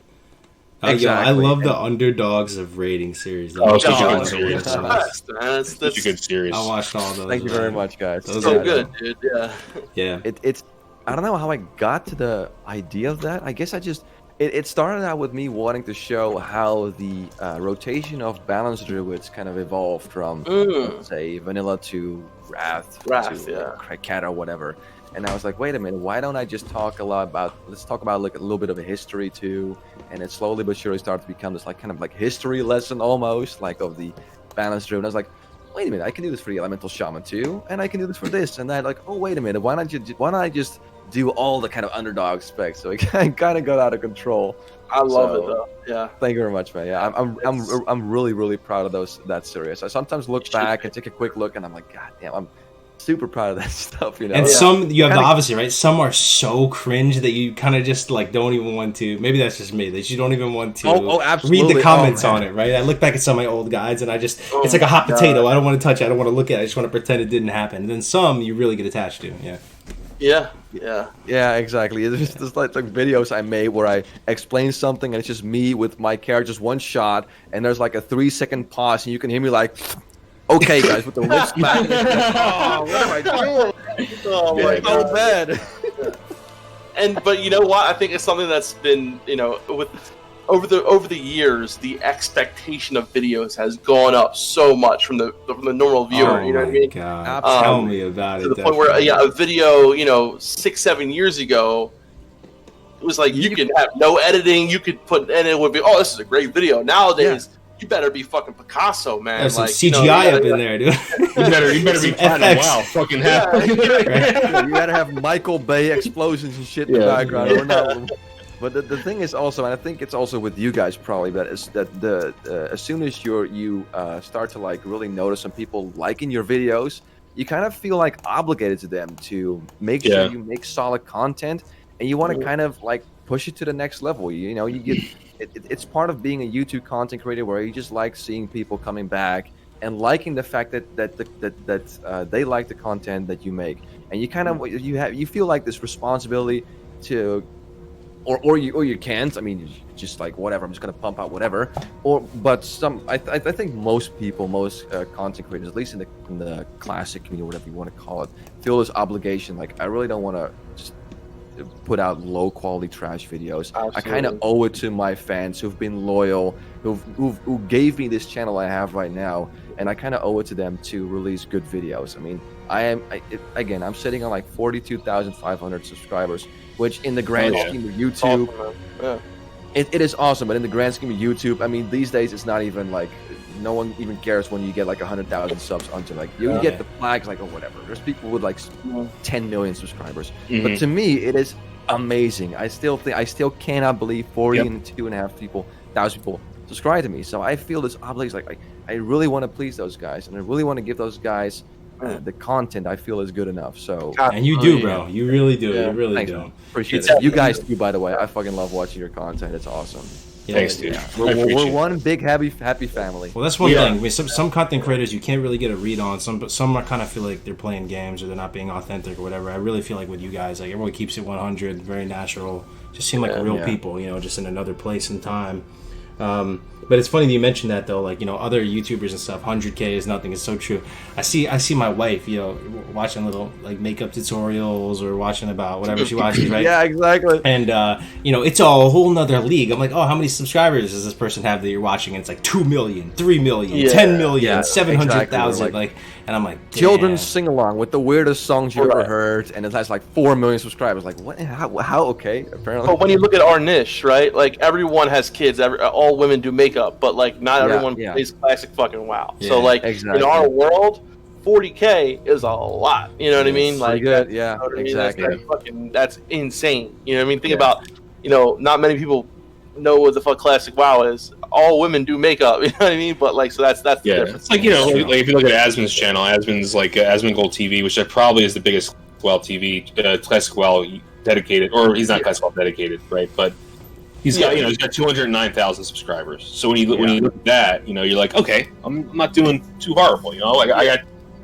got maybe 13-14% of what Asmon has. That's pretty good, you know. But his streams are like, you know, his streams, that's a different story. But I feel like, you know, Mad Season is up there as well. Mad Season probably Mad Season. You know, Platinum's like Platinum is getting up there. Job, like, My question is, who is the oldest classic WoW or vanilla WoW, whatever, OG content creator that has been somewhat consistent, still making content? You know, because I think you're up there, Hamster. You're probably top 5 or top 3 even. Like, I'm trying Can someone... I don't want to crash my internet. Can someone look up when Dodgy Kebab made his first video? He doesn't make videos anymore, though, dude. Has he been making videos? Let me see. That's the thing. I was talking about consistent. Like, Dodgy also, like, you primarily, Hamster are classic WoW. You know what I mean? Dodgy is kind of going more than that. I'm not sure if I can call myself primarily classic WoW, because I've done like Mist of Pandaria private servers, like Rathless King private servers, and TBC. I'm pretty when much I think classic, I'm thinking like pre-Cata, like the classic world. Right? The old school. Okay, okay. Okay, according to this, his first video was 10 years ago. 10 years. Hamster said his is 10 years ago too, man. Yeah.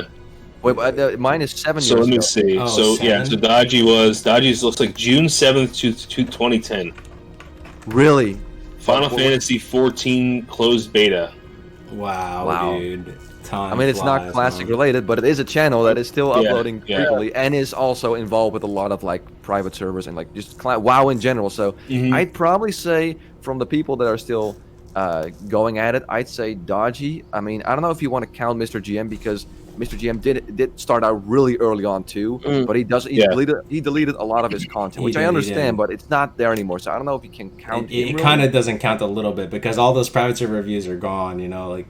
Yeah, exactly. So I don't know. People are saying Swifty though. It's kind of true, or Swifty. Well, Swifty is different. True, like I'm talking about. Yeah. It's are we talking about people who like people that started in vanilla, or people that started talking about classic WoW coming back? It's kind of. I mean, if you're talking Swifty, you can also add Kungan in there, because you can add Kungan in there. No, but he's gone though, right? He didn't come back, right? Did he? Is Kungan back?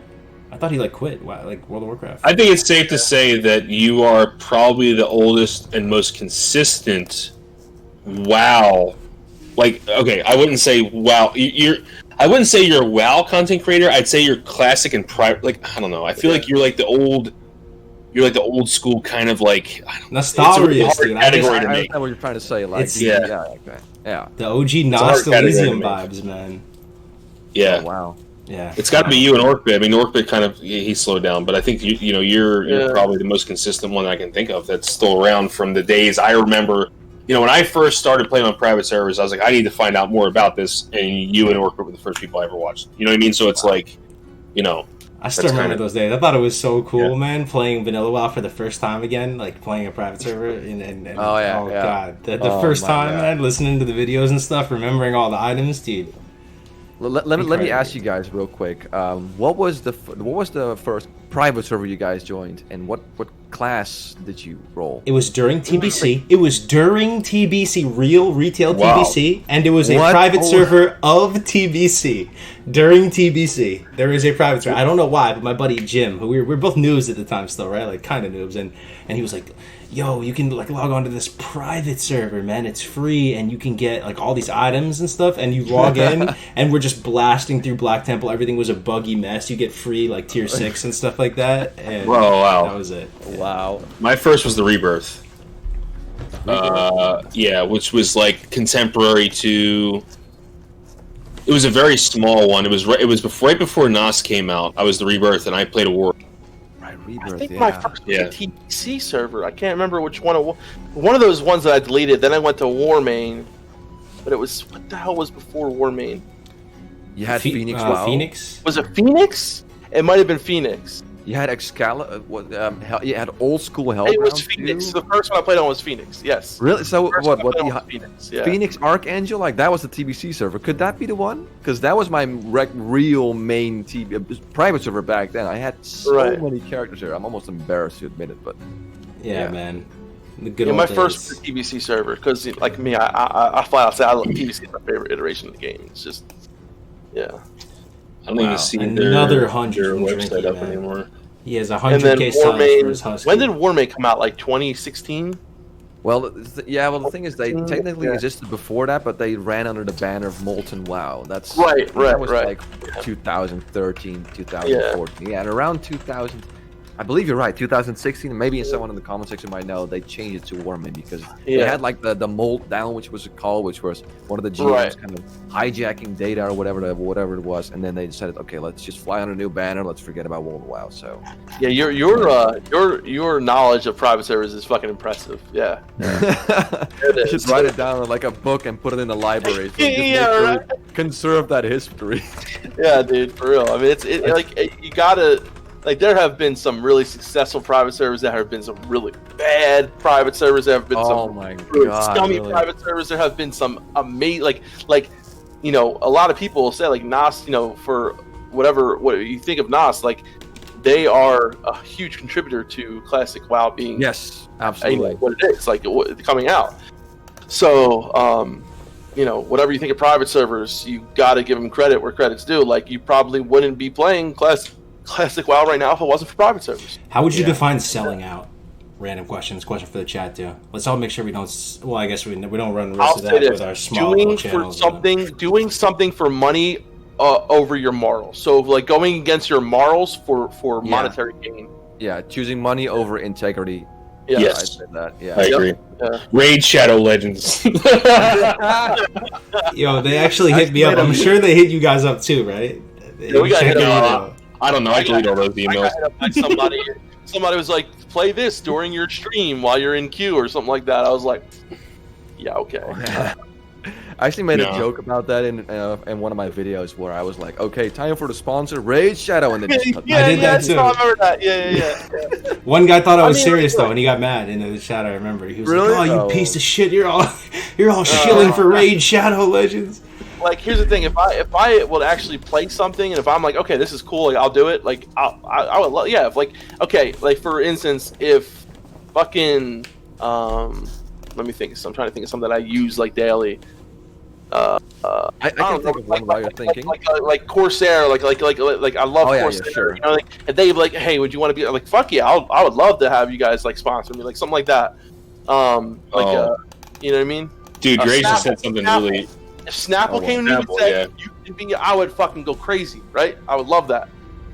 Dude, Grace said something pretty fucking powerful. That feel when you don't play private servers to preserve the vanilla WoW experience and realize you missed the vanilla experience on private servers. Ooh, there was something to be said about specifically Nost, Elysium, and what was the one before Nost 2? There was one. Oh, Chronos. Yeah. Those are the ones that dude, that right there, great. Like there, I don't know. Like there was definitely something.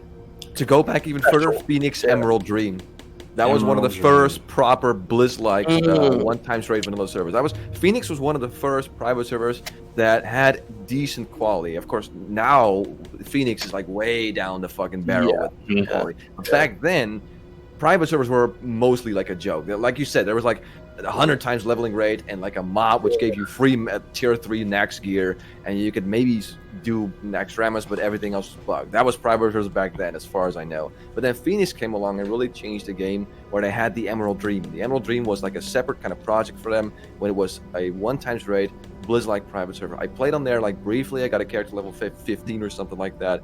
But that was one of the first like pretty damn good, pretty decently scripted 1x raid. That was a TBC though, right? It was TBC, or was it? It was vanilla. Oh, yeah. Right, yeah. One thing I have to say, when I'm thinking about the differences between private servers and real classic, this might be a spicy little nugget. What do you guys think about this? Private servers did a way better job policing the game, that's for sure. If there was RMT, real money trading in private servers, some private. If you did real money trading in some of the private servers, right? We'll say some, like Def said, you actually would get banned, and they would just insta perma banned, seal. Sorry, not sorry. Yep. You're never coming back. Yep. You're completely banned. Yeah. Goodbye, forever. In At classic, the same right time, now, there were some really bad private servers about that kind of shit, though. Yeah. in classic right now, though, if you got ban, or can you even get perma banned from Goldmine? Probably not. They probably just slap you on the wrist and say you have a 7-day suspension or something. I'm sure if they call you, but the thing is, if they're catching anybody doing that shit. That's what I'm saying. Maybe they're not even okay, but even if they did, they'd probably just say 7-day suspension, and that is a very big difference, folks. If you think you're going to get banned for 7 days versus getting permanently banned, sorry, not sorry, all your characters, your entire account gone forever, big difference. I feel like if Blizzard red-handed caught someone buying gold, that would be a perma ban. Nope, No? I don't think so. You don't think so? Anybody else? What do you guys think? I don't know. I actually don't know. I don't even know what the constitution. I think they'd offer you a discount on BFA and give you a 24-hour. I was almost positive people have been in the past. Maybe not, recently, but in the past have been banned from WoW, caught buying gold. My guild got banned for months for having too much money shifting in his characters. Yeah, guy in my guild caught 3 times. Wow, that's crazy. If they were caught 3 times, yeah. Damn. I want to ask you guys, I don't know how much private server you played, but what was the worst private server you played on? Think back. I'd say probably the Rebirth, my first and my worst. Only because there was not a lot of people on it, and I feel like it was a good community. But I've been pretty lucky, so I went from the Rebirth to Nost to Chronos to Light's Hope.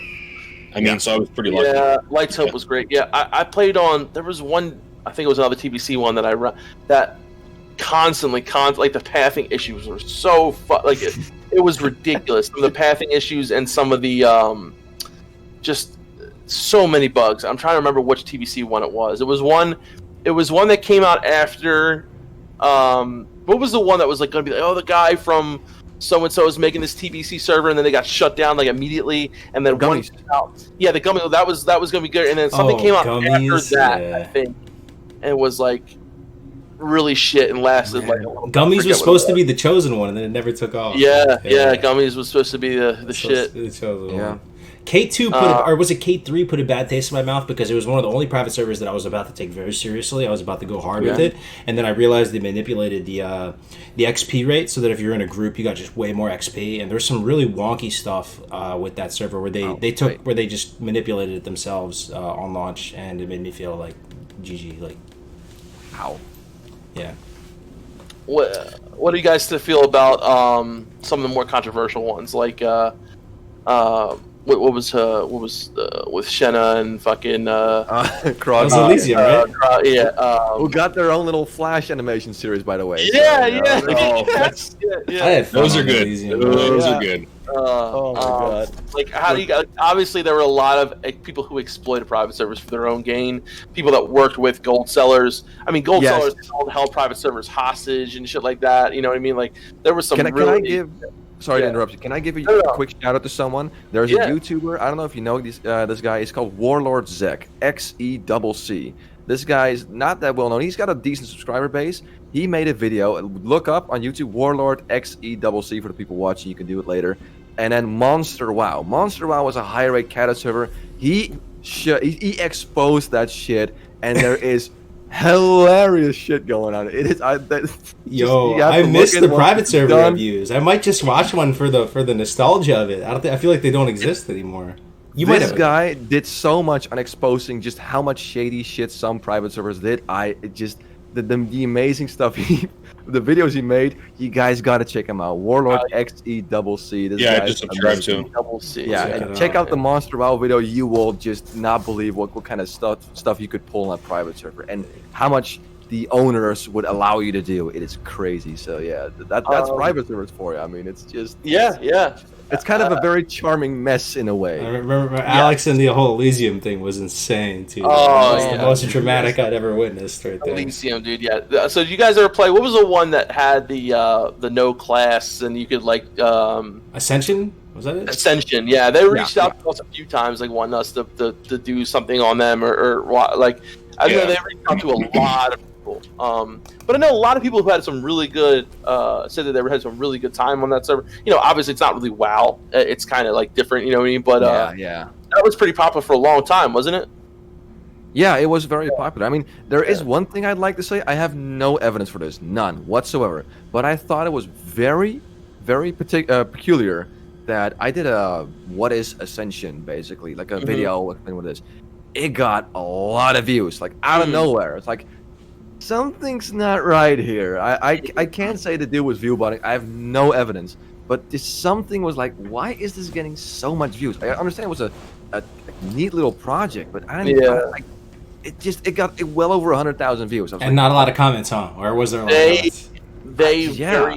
They reached out to almost every content creator at the time that I knew. Like there was one point where they were getting pretty popular, where people were like, "Oh yeah, check this out." But they reached out to. I mean, they had a good marketing team. I think they just reached out to so many fucking people. Yeah, sure, they did great. But yeah, something did feel kind of like shady, weird, yeah, or whatever you want to call it. I have no evidence. I can't say they did, but it just feels weird. So yeah, there you go. But that's Ascension for you. It's a cool idea though. But yeah, it was a cool idea. Yeah, but it's not WoW. You know what I mean? It's something completely different. But yeah, I think private servers is a very interesting fucking whole, thing to look at. Like it's like sure, yeah. I mean, so isn't it kind of funny though that it started off with a bunch of sweaty neckbeard neats in their basements to the reason why we now have Classic though. We have to thank cool. private It's a cool servers. story. We have to thank these dudes who originally started out with these 100 time rate fun servers into let's do a little bit better, into now Phoenix with Emerald Dream, holy crap, new standard quality, into Kronos, into Nostarius, into Elysium. Do you remember the time hamster where everybody got super pissed at Nostarius, myself included, because it felt like when they hung up the curtain, they hung up the they threw in the towel, right? And they said like, we're done. Oh my God. Dude, I was pissed. I actually wrote a post and I never advocated, I'm never an activist or whatever about this, and it turns out they were the good guys all along. Or I don't know if you feel so a certain way about it, but yeah, I mean, I didn't main on the Nostarius. I had a level 17 druid there because it was just fun to check it out for a bit, but it was admittedly chaos. I mean, there were like well over 10,000 people playing there, so it was hard to level up. I mean, there was so many people, and it was really cool to see, but I didn't really play there a lot. So if I did have a max level there and I was raiding, I would have felt like cheated a lot more. But since I didn't, it didn't really affect me that much. But I still thought it was really shitty to all the people that played there. I mean, you've probably seen the videos of people like doing like parades, like slowly walking the one with all of each other, like thousands of people. It was insane to see, and the community. And it hit major. I mean, Linus Tech Tips, they were talking about it. It was crazy. You had fucking JonTron, right? JonTron. True. Yeah. And Soda Poppin' too. Like it's crazy how much traction it got. Yeah, huge traction. And I think the thing that people look at most fondly of is that how good the community was in that server. There were people on that server. Yeah. And it felt like fucking real classic. Yes, it was so cool. Yeah. I remember people just like, oh, you never played Classic before? Let me show you where this is. Let me show you where everything this is. And like that is Melderon and myself in our videos tried to emulate that in Classic so much. We wanted that to survive in Classic. Yeah. Wow. You remember like running to the crossroads, and I remember I was a druid level 13, and everyone that crossed me, almost everyone that could buff me, gave me a buff. I was like, yeah. What just happened? Like what the fuck? Full world buffs. It was like we were brothers. You know what I mean? Like no matter who you were, you're a fucking brother. Like that. Yeah, we all knew like leveling on a 1x vanilla private server was challenging. It's like, hey, we're in this together. I'll give you something, you give me something. I'll give you Mark of the Wild, you give me an Arcane Intellect. Let's go. It felt kind of fucking edgy and underdoggy too. It was cool, man. Yeah, too. Yeah, exactly. Yeah. Yep. Yeah, there was definitely because you weren't. It was because it was underground enough for it to be like, oh, you're in the know too. You know what I mean? It's kind of had like this feeling of we went through something that is kind of morally ambiguous for a lot of people, right? It wasn't for me, but I feel like and you got through that other side of the portal and you were there, and the same people were there too, and like you downloaded the client too, you did this, and you get more camaraderie, I think, when it's this more selective group of people. You know what I mean? Yeah, of course. Yeah, I mean, if the bigger the group, the bigger the chance of anonymity there is. Yeah, so right. I mean, smaller is more tight knit it is. So it's a little niche, like one server. Like I get that exactly. Yeah. Yeah. Mm-hmm. Good times, boys. Yeah. Well, we're past our scheduled programming time, guys. It's been a hell of an episode. It's really, I had a really great nice. fucking time, man. Time flies when you're having fun, boys. Absolutely. Yeah. Some of the finest men to ever walk this earth, man.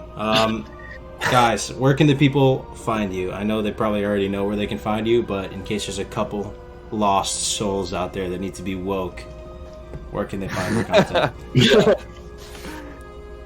Yeah, go ahead, Hamster. Plug. Yeah. Well, you can find me on OnlyFans for exclusive pictures. And I have a bunch of very nice feet pics there for all you. Wait, is this another monetization route, dude? Do I need to get it? Wait, are you IDub's girlfriend? No, I'm just joking. Oh man. Shots fired. They can find me on YouTube, and I have a Twitter account, and I have Facebook, but I barely ever do this stuff with that. And I have my YouTube for both streaming and video, so just check me out there. So there you go. Awesome. Thanks. So you can find us at Defcamp Melderon TV, guys. I think you guys know where we are. But Twitch.tv/Defcamp when I start streaming again, which will be soon, hopefully. Mm-hmm. yeah. Yep. Yeah. Yeah. So yeah, Absolutely. this was a lot of fun. We got to do this more often, and we like to talk. When this TBC is coming closer and closer, right? Hopefully, at least, I feel like there's a lot to talk about. So, and we have a lot of new content coming out in Classic too. There's always something stuff to talk about. That should be when TBC gets announced. That's all it's gonna take, guys. Mark my words right now. Clip it and ship it. It's gonna be an adrenaline shot right into the jugular, man. Like this is gonna go from where it is right now because it's pretty stable up to like 9 million%. Anyway, at least I hope so. But thanks very much for joining me, guys. Again, I hope you guys know that I got mad love for all of you here, and for those of you guys who are watching, and just. I can't thank you guys enough for all the support. Even going cold turkey for a month or two or something, and people are still watching the content and stuff. I appreciate every single one of you guys watching right now, and for everything you do. So, guys, keep on it grinding. Hell yeah! Take care, everybody. We're gonna end it. We'll see you on GMA 50 next time. Ooh, yeah, we got crazy. Yeah. Number 50. Number 50. Shit. Take care, hamster brother. Hey guys. Peace out, everyone.